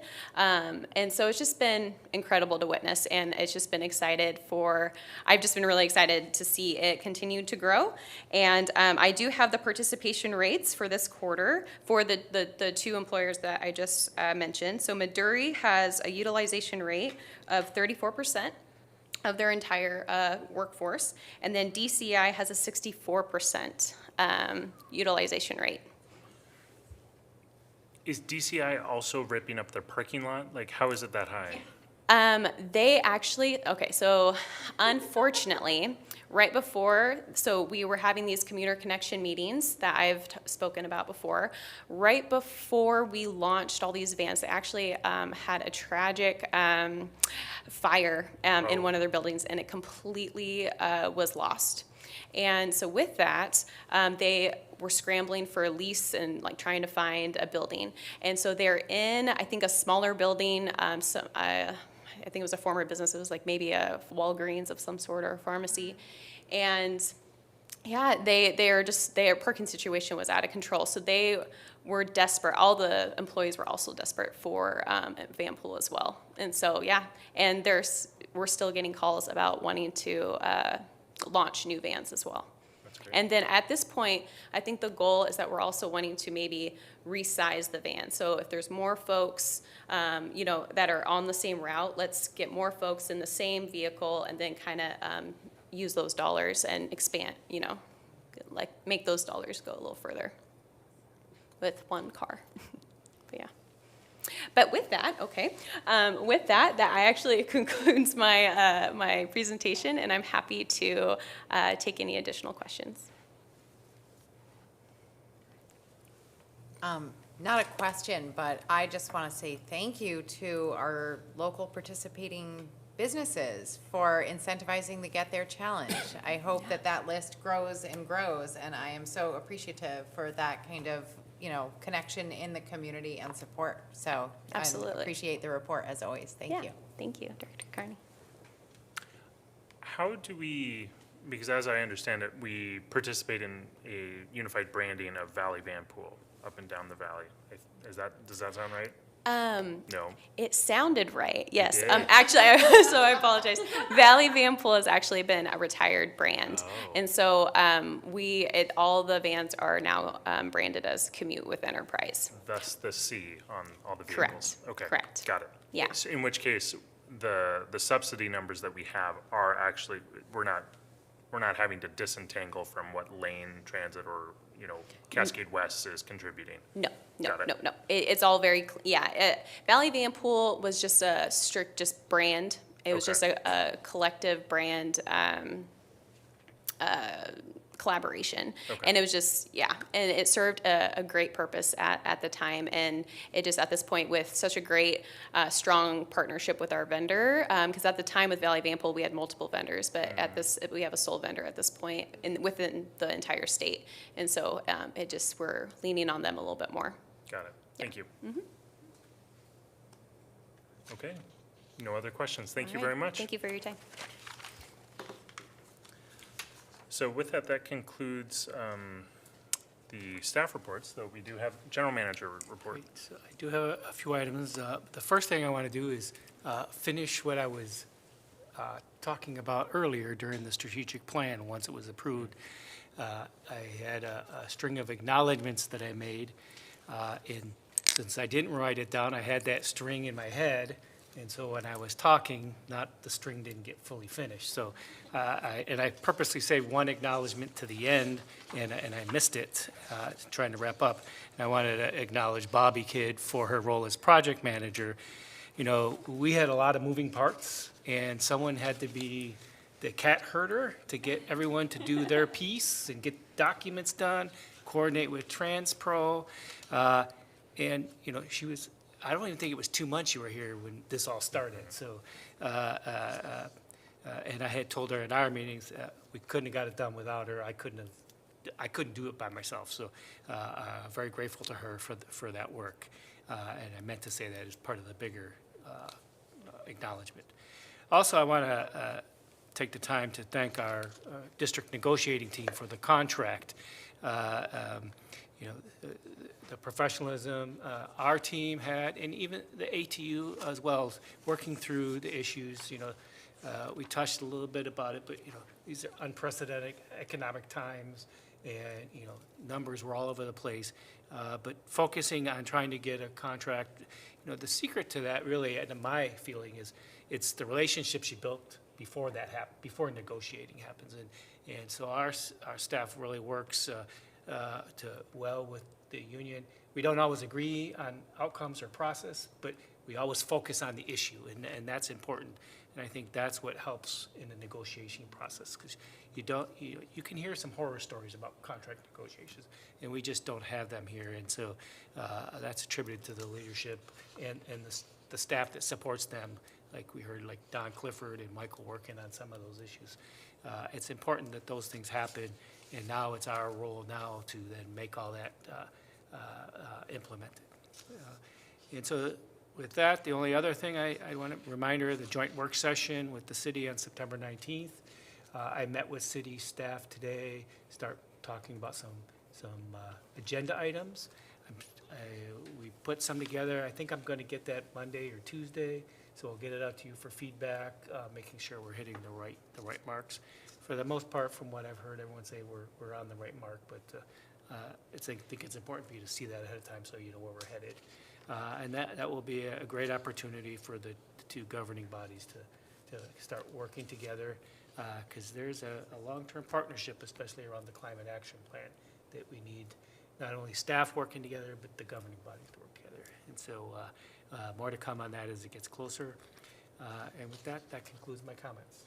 Great. Thank you, General Manager Pollock. Next, we'll go ahead and proceed to the Board of Director reports, and per custom, we'll go through them one by one and go ahead and start with the first one, which, since Director Nguyen is out, will be Director Navarro. Thank you, President Davidson. What we got to do last month, or this last month, was participate in the Kaiser Fest, which was hot and a great event, aside from the weather. But yeah, it was great. I had the honor of going up on stage and collecting the award in Director Hinojos Presi's absence. And so that was awesome. There was no Kaiser United meeting this month, so I don't have anything to report on that. But I do want to mention something that's coming up. So we have, Cherriots has partnered with the Mid-Willamette Valley Community Action Agency and their veteran stand down that's coming up. And so Cherriots will be providing free transportation to this event. You can catch a bus anywhere within the Salem Kaiser area, be able to come downtown, walk a block to the new YMCA, and enjoy those services from 8 a.m. to 4 p.m. on the 14th of September.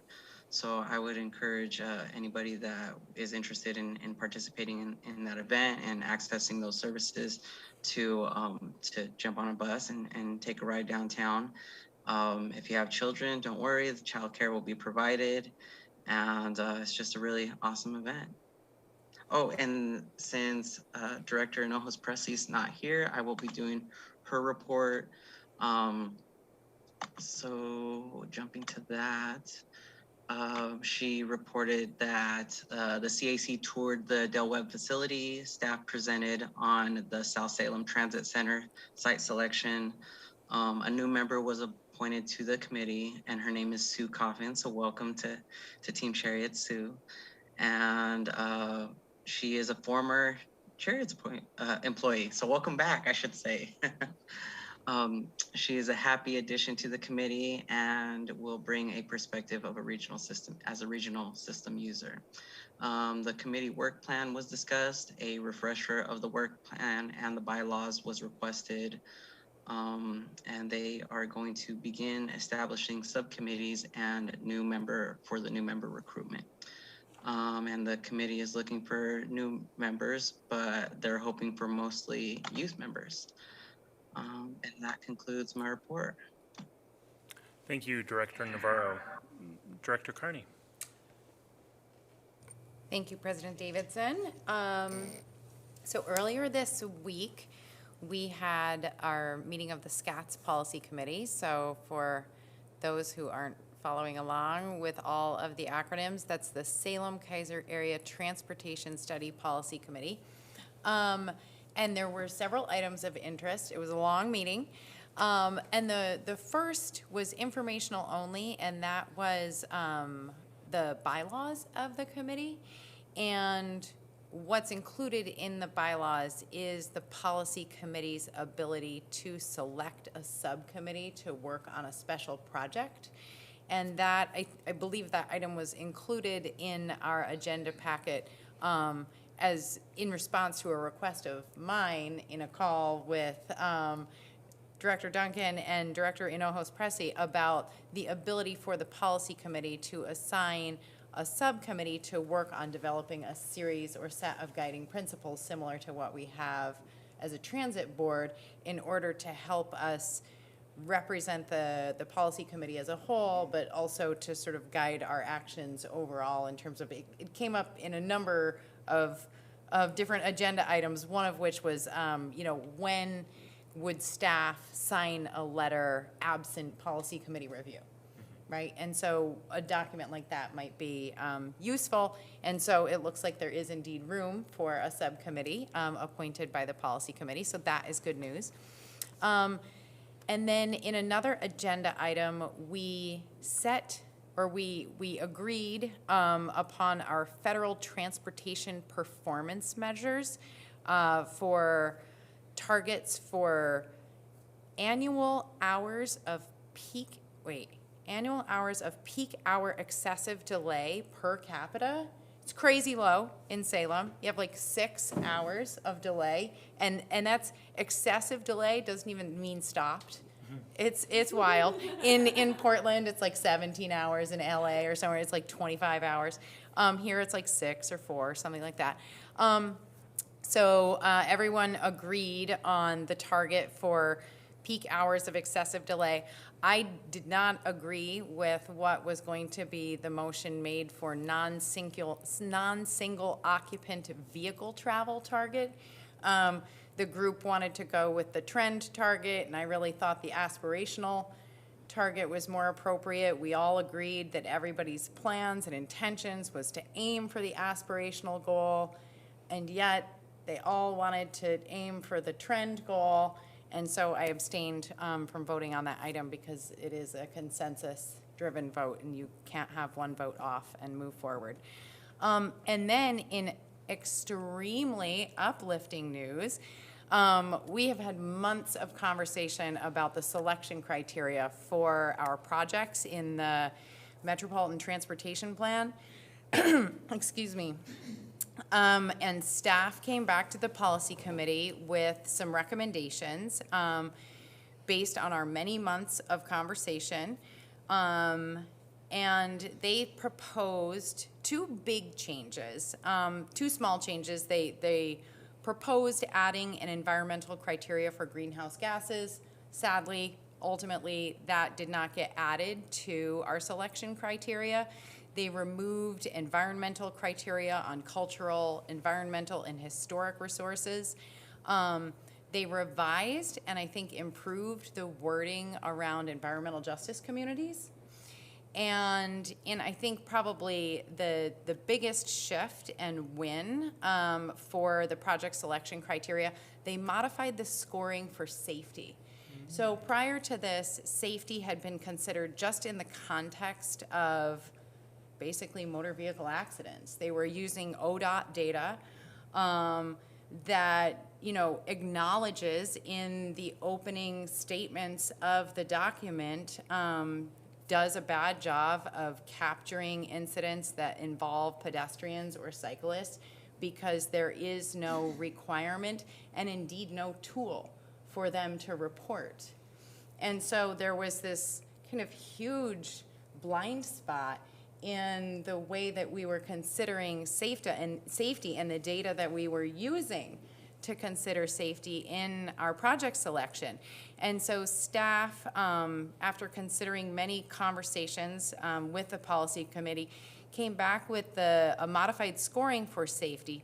So bear with me as I try to explain the weighting criteria, which I barely understand myself. But safety is already weighted 4, right? It's the most important thing in our selection criteria. And public transportation gets 3, right? So transit gets a 3. We're up there. But safety gets a 4. It is far and away everybody's favorite thing. Everybody wants safety. We weight it most heavily. But the new way that safety will be considered is before it gets to that weight of 4, it will be assigned either a 2 for projects that provide facilities for safer travel by vulnerable users. And vulnerable users is defined as people walking or biking, so really the active modes. So those safety projects will get a 2, and then projects that address all the other, which is the motor vehicle safety issues, will get a 1, and then if it doesn't do anything for safety, it gets a 0, but hardly any of the proposed projects are gonna admit to doing nothing for safety.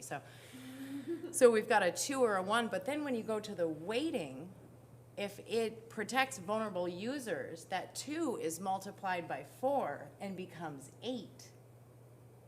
This is how weighting works. Are you amazed? I know. Okay. Right.